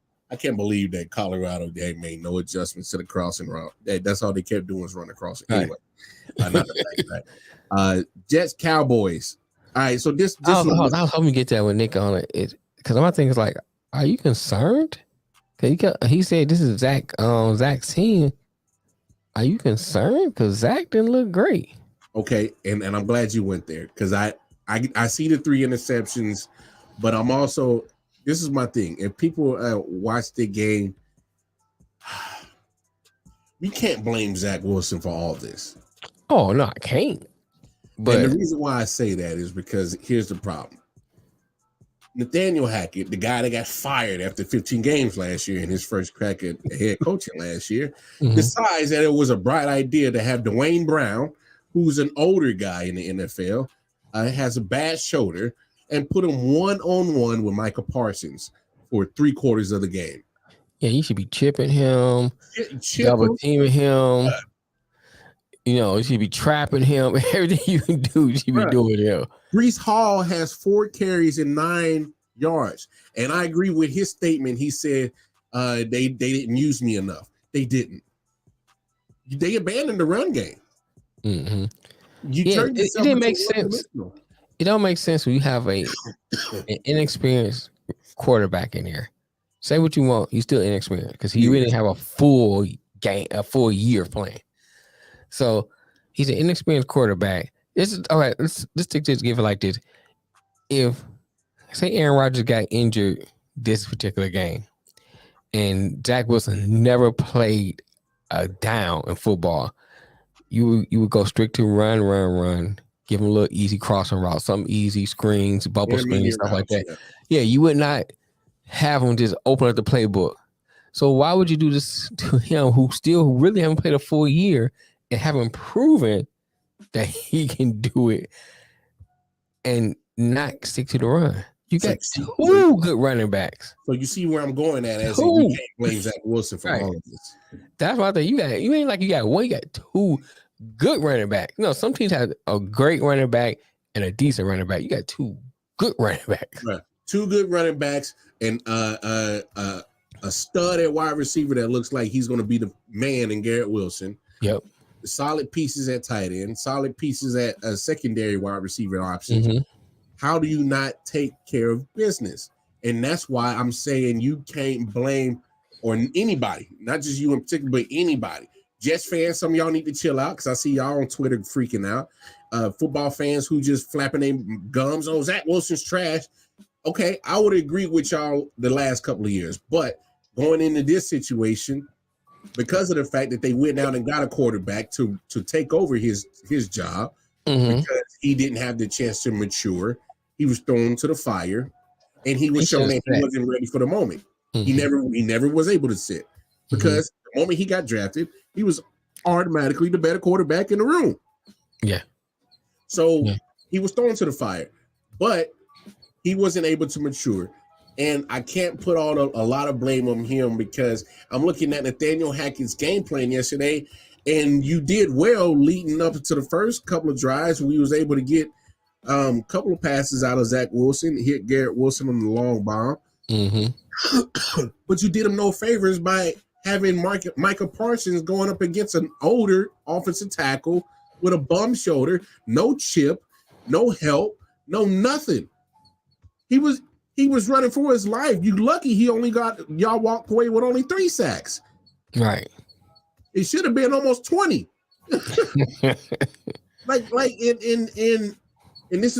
And when I saw this game and I was looking at all the nonsense on the social media, I'm like, yo, y'all gotta really watch that game. Like Nathaniel Hackett, I see why you got fired in 15 games as a head coach, because right now you didn't do no favors to your quarterback. Like you said, he's been in the league 3 years, but hasn't played a full 17-game schedule. Right. He probably have even had 17 starts total. Yeah. So he's inexperienced. He's still a rookie. He's still in a rookie mindset. Exactly. And you, bruh, and I don't care what nobody say. End of the day, and I'm not wishing this.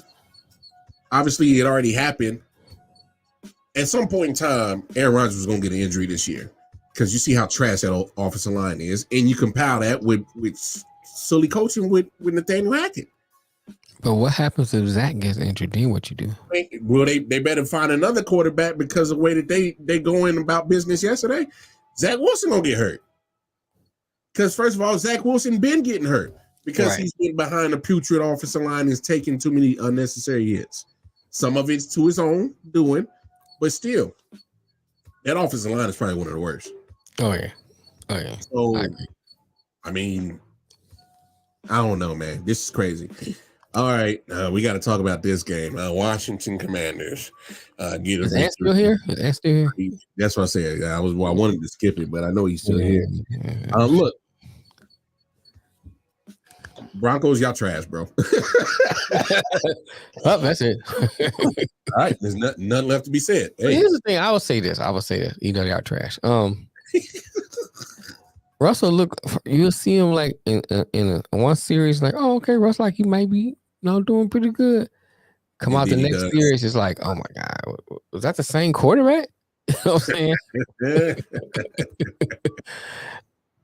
I mean, but I will say, shout out to the Commanders, man. They fought hard, man. I mean, they made plays where they made times when they put Chase Young, got him a sack, 2 sacks. I don't think it was Sweat. I forgot who else got another sack. But anyway, defense played tough. And then the offense made plays when they need to make plays. And I think, and since we're going to talk about that game, you're going to talk about so they call pass interference. Here's what I say. He initially grabbed my man's shoulder, that should have been pass interference. But what everybody's talking about when he went for the ball, but I think that's a bang, bang play. I want to call pass interference on that one. But when he grabbed his shoulder, that was like he impeding my man from getting the ball. Yeah. But like going for the ball like he did, I don't think that's pass interference. I'll say not in that instance. I mean, I'll be honest. I'm not a lover of the Denver Broncos. Now, do I think that was a pass interference? Hell yeah, against that 2-point conversion. But what I will say is that you guys were up by so many points in this game. Came down to that. It shouldn't have came down to that. Mm-hmm. You didn't handle your business for 60 minutes. Right. So that's more on you left the game in the hands of the referees. And you came down on a lucky ass Hail Mary. The fact that you came down to that and converted it, right? Exactly what at the end of the day on why you won the game anyway. Who cares if it was pass interference? It shouldn't have went to the game. Yeah, we're right. You're right. That's what we're saying. That's what we're saying. Right. We're right there with you, AP. You came down to even getting that 2-point conversion opportunity by off a fluke ass Hail Mary. So my thing is, what is Sean Payton thinking right now, bruh? You 0-2, and your cook ain't cooking. He never was gonna cook. He never was gonna cook. So here's the bad news for the Broncos and Broncos fans. So hot take, Jake. Good luck. Oh, make sure like we get halfway through the season, we bring Jake back on. Nah, I don't think he'll show. Well, we'll send an invitation. We'll see if he'll show. Send the invite, but he. All right, so here's a bad thing. You got the Dolphins coming up. Right. That's good. You're gonna see the Chiefs twice in October. That ain't good. You're gonna see a Jets defense in October against Russ. That ain't good. You're gonna see the Packers. They got a solid defense. See the Bills. Right now, the only 2 victories that I can see the Broncos possibly getting between now and the end of pretty much November is the Bears and the Vikings. Those are only 2 games that I can possibly even imagine seeing them win. Because outside of November, between now and November, you get the Texans, So you might be able to get that. That's 3 wins. Yeah. And got the playoffs now. In the Raiders at the end of the year. So we're looking at probably at most a 4 or 5 win team. Yeah, you got to play. And you already squandered two wins. Right. You in trouble already at the beginning of the year. You're already in trouble. I know Sean Payton, like he going back to his contract. Is that out there? Yeah, I need to find a way out. Send this to a lawyer. Give me an out. Hey, he about to call Harvey Specter real quick. Like, for real. Hey, Mike Ross. Hey, Mike Ross. You a real lawyer to find me a way out this motherfucker. This is bad.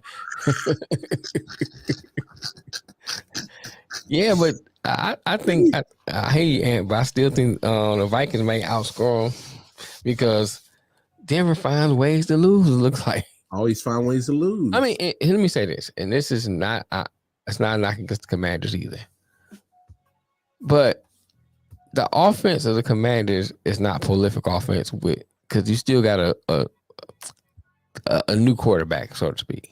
Potential's there though. Potential's there. The potential's there. Oh, I think a couple throws yesterday. I think that. Oh, okay. In a couple of years, he may be a pretty good quarterback if he progresses. And with what they have, I think they have the opportunity. I think don't get me wrong. This year. I think the second half of this year, I think you'll see more prolific out that offense because the pieces are there. Right. I just think that all this hype about Sean Payton. And all this stuff and how he's supposed to be this great quarterback. I mean, coach. I don't see. I'm not seeing it. I mean, yeah, you got Russ, but you knew what you signed up for. You knew what you signed up for. You knew you was getting Russ. They said that deep pass ain't how did scary. Right. Yeah, it was. Yeah, it was. He just gotta get more consistent. Once he become more consistent, that's exactly the throwing I'm talking about. Yeah. He wants to get more consistent. He'll be good. Right now, he's looking like huh? Without a doubt. Okay. Yeah. No, I'm saying. Oh yeah. Okay. Yeah. Right now, he's looking like my man. The Midas touch. It was. See, that's my quarterback. Well, it's. I don't feel like Taylor Heineke. I don't feel bad for Broncos fans or the Broncos team in general, and it has nothing to do with the hat that I'm wearing. It just has to do with the fact that you knew what you were getting. Yeah, you knew what you signed up for. You knew what you signed up for. I think it was no shock to any or everybody that we kind of felt that Russ was pretty much on his start of his decline, and you can't give him that type of money. You can't give up that type of compensation to go get him. You got fleeced. You got sold some magical jumping beans for your cow. Hey, what somebody did is they took a Ferrari kit and threw it on the Fiero. On the Fiero. And they sold you and said, man, put the suicide doors on the Fiero. Yeah, man, this is a Testarossa, man. Go ahead, man, get this joint. And you bought it, but it got a Fiero engine. And it just got a Testarossa kit on it. So that's it. It's got the Ferrari kit on it. So you got fleeced. Come on, man. You ain't going 0 to 100 in less than 4 seconds. No, it's gonna take you 10 seconds. It'll take you a while. It's gonna take you a minute. Let Russ to quote Jake, let Russ cook. Russ gonna be cooking. Yeah, that shit raw in the center. I don't know about that, man. Yeah, it's golden brown. Yeah, that chicken's still pink in the middle. That shit raw in the middle. That shit raw. Hey man, put them back in. Put them back in. Russell Wilson is a host at best. Right. At best. Real. I ain't even asking him to be that nigga's a valet. Bro, don't even come in the restaurant. You a valet. Bro. I can't have you responsible for expensive cars. Russ gonna put up numbers. Russ gonna put up numbers. Okay. Russ hey, look, don't let these numbers fool you on Russ. It's not looking good. It is really, as a whole, it's not looking good. This guy got 7 sacks yesterday. He got sacked 7 times yesterday. Right. So those are numbers he putting up. Sacks allowed numbers. It's a lot of fool's gold that you're seeing with these stats with Russ for the last 2 years. A lot of fool's gold. I said it before. I say it again. Don't trust a nigga still winning Jerry Curl. Follow the trip. Follow the trip. Come on, man. I thought Soul Glow was out once the minute Coming to America was gone. The first one. Russ still over here in 2023. He still got the little curl that come down like this. It's 2023, Come on, Russ. bro. Come on, Russ. The fact I got to plastic wrap my furniture before you come over here is not the look I need, bro. You still wearing a shower cap in 2023? You can't be my quarterback. Hey, all I know is that thing must be some fire from Sierra because he ain't been right fire. Since. She got that Erykah Badu pussy. Fuck that nigga up. Common ain't been the same. Andre 3000 ain't been the same. She must have said now Erykah Badu. Now what I need to do? Hey, Russ ain't been right since Seattle when he linked up with her, dog. You know what I'm saying? Dog. This dude was going to Super Bowls. He was getting talked about as being MVP, being a top quarterback, top 10 in the league. Hey. Ever since he got with her, man, he that boy. And the only thing this dude is doing is getting checks. Right. That's why Future said, you ain't messing my career out. Hey, bro. Hey, I don't. She must got that fire, dog. Because Russ ain't been like since, dog. Oh, he ain't think about X and O's. He think about that pussy hole. Hey, that's all. Hey. He distracted. He got the distracted, bro. That's only going to retire, man. It's going to retire, bro. Yeah, just hey, man. Retire. Hey, man, do what you got to do, bro. But he finessed some checks out the Broncos. He did. Man. He's finessed some money. And then of course the finale, Dolphins and Patriots. I'm gonna say this, dog. Say it. Say what I've been saying. I mean, no, not about the Patriots. I'm saying this about the Dolphins. No, I don't want to hear this shit. Hey, I gotta start putting Mike McDaniel up there as probably one of the good play callers in NFL, offensive play callers in the NFL. Because he is getting from this year and last year, he's getting the most out of Tua that I thought wasn't there. Yeah, he is. He is.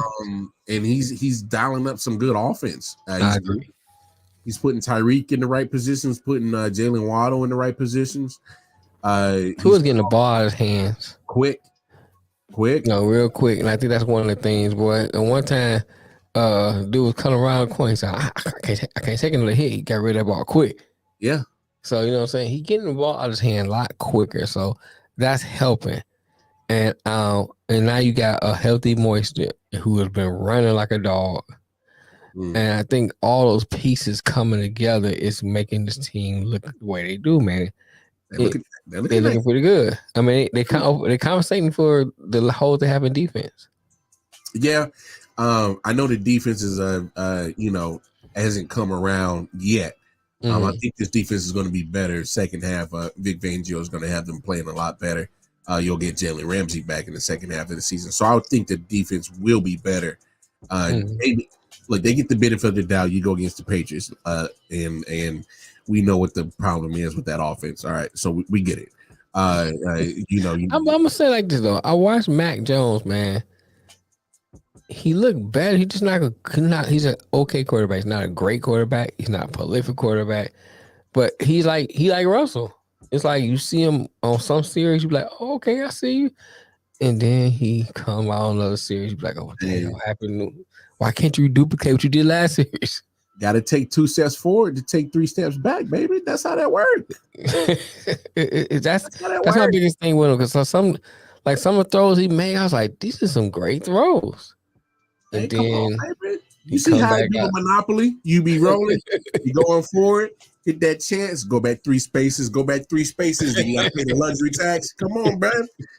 Hey, you gotta take 2 steps forward to take 3 steps back. That's what Mac Jones and Russell Wilson is. They gonna give you some flashes of good. But damn it, they just give it a minute. They gonna give you some, what the hell? It's coming. What the hell? They gonna give you a what the hell moment. And it's gonna happen after they gave you something good. It's you're gonna get a mixed bag of emotions with them. And it's not all Mac Jones' fault. He still ain't got nothing prolific around him to really throw to. I mean, I got Gesicki. What are you talking about? Nah, come on, man. Damn all that. Henry, bro. I mean, first of all, Gesicki couldn't even get away from a safety on the last play of the game to get the first down, and had to hand it off to a offensive lineman to pick up the first down and keep the game going. That's a good play, man. Nah, damn that. Gesicki couldn't break away from a safety. You the bigger dude. He couldn't get away from him. The motherfucker name is Gesicki. You expect him to break tackles?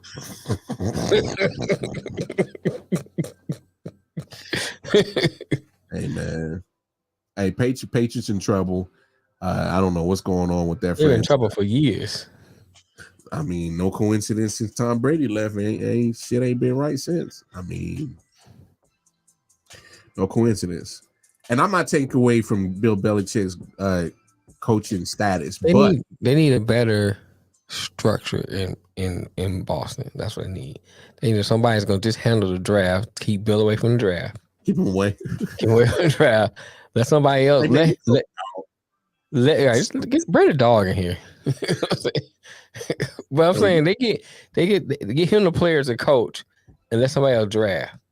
Because they had a chance to get a better quarterback than Mac Jones when they drafted Mac Jones.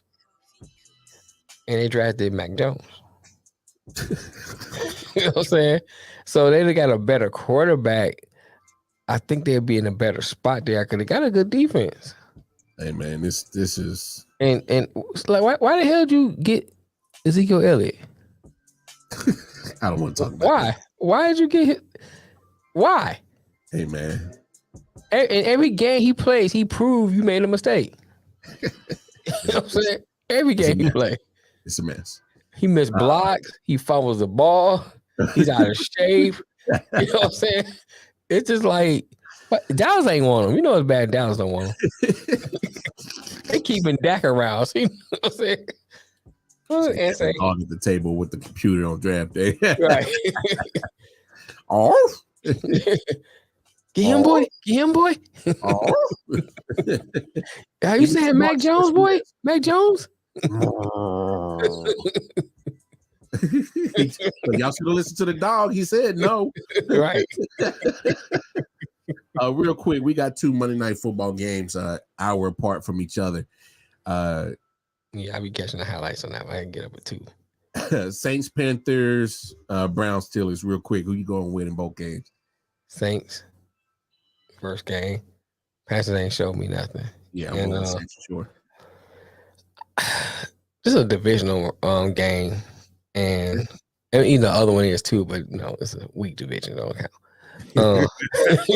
Ain't a real division. You know real division. But right, even when like either team was bad, they always played each other tough. Yeah. The Browns look like they're looking pretty solid. So I'm gonna go with the Browns, man. And I'm looking what San Francisco did to Pittsburgh and the way Pickett looked. He didn't look too sharp. Nah, that's fair. And I think the Browns defense is a little bit better than what people are perceived or what they are. And I just think Pittsburgh, man, they got too many injuries to keep people. Deontay Johnson won't play. Mm-hmm. Hayward on the D-line won't play. So that automatically gives more attention to TJ Watt. So he's not going to get that single coverage no more. So, and then that puts a lot of pressure on the offense when you got Deontay Johnson missing. Now it's all on Pickens and Kenny Pickett combo. And that's a lot to ask for. I don't know, because I don't think they'll be able to get the running game going. They should try, but I think you got to give more credit to that Cleveland defense, man. They're playing a lot better than what people thought. So I'm going Saints and Browns tonight. Saints for obvious reasons. Panthers are just not there yet. Terrible, man. Just terrible. Horrible. Bryce Young, and man, I think the talent is there for the young brother. I just think I want him to see what kind. I want him to get a good hit and see how he take that. He gonna get hit because he got the offensive line of the New York Jets quality. So I mean, very porous. But you don't understand where I'm going. Got offensive line like a wet paper bag. Got that SpongeBob, little offensive line. For real. I mean, but it is what it is. But hey, man, appreciate everybody tuning in, chopping it up. Yeah. Y'all know what it is. Did a little bit of overtime, but it's okay. Had a late start. Right. Go Commanders. And I ain't going that far. But I know AP's feeling real good about that 2-0. But hey, NFC East, look at y'all undefeated as a division yesterday. Y'all go ahead. They're undefeated. Oh, talking about for that week. Yeah, for yesterday, just yesterday. Oh, yeah. Okay. For the whole Giants got blown out. Yeah, look, and they were. And Cowboy fans, don't get too excited. You still got Dak and Mike McCarthy. I don't want to hear Super Bowl talk. Damn. Hey, man. On that note, hey, man, we out here, man. We'll get up with y'all Thursday. Tap in later on tonight after both games. I'll be going on live after both Monday Night Football games has concluded once the Browns and Steelers end up. So, hey, man, holla at us. I.O.W Sports Network, Facebook, Instagram, YouTube. Like, share, subscribe. Hit that bell notification. I.O.W Sports 1. Casey Wildcard for myself on the Twitter. Detroit Mail on the Twitter for Mail. Y'all know what it is, man. Tap in with us, man. Holla at us. Peace. And we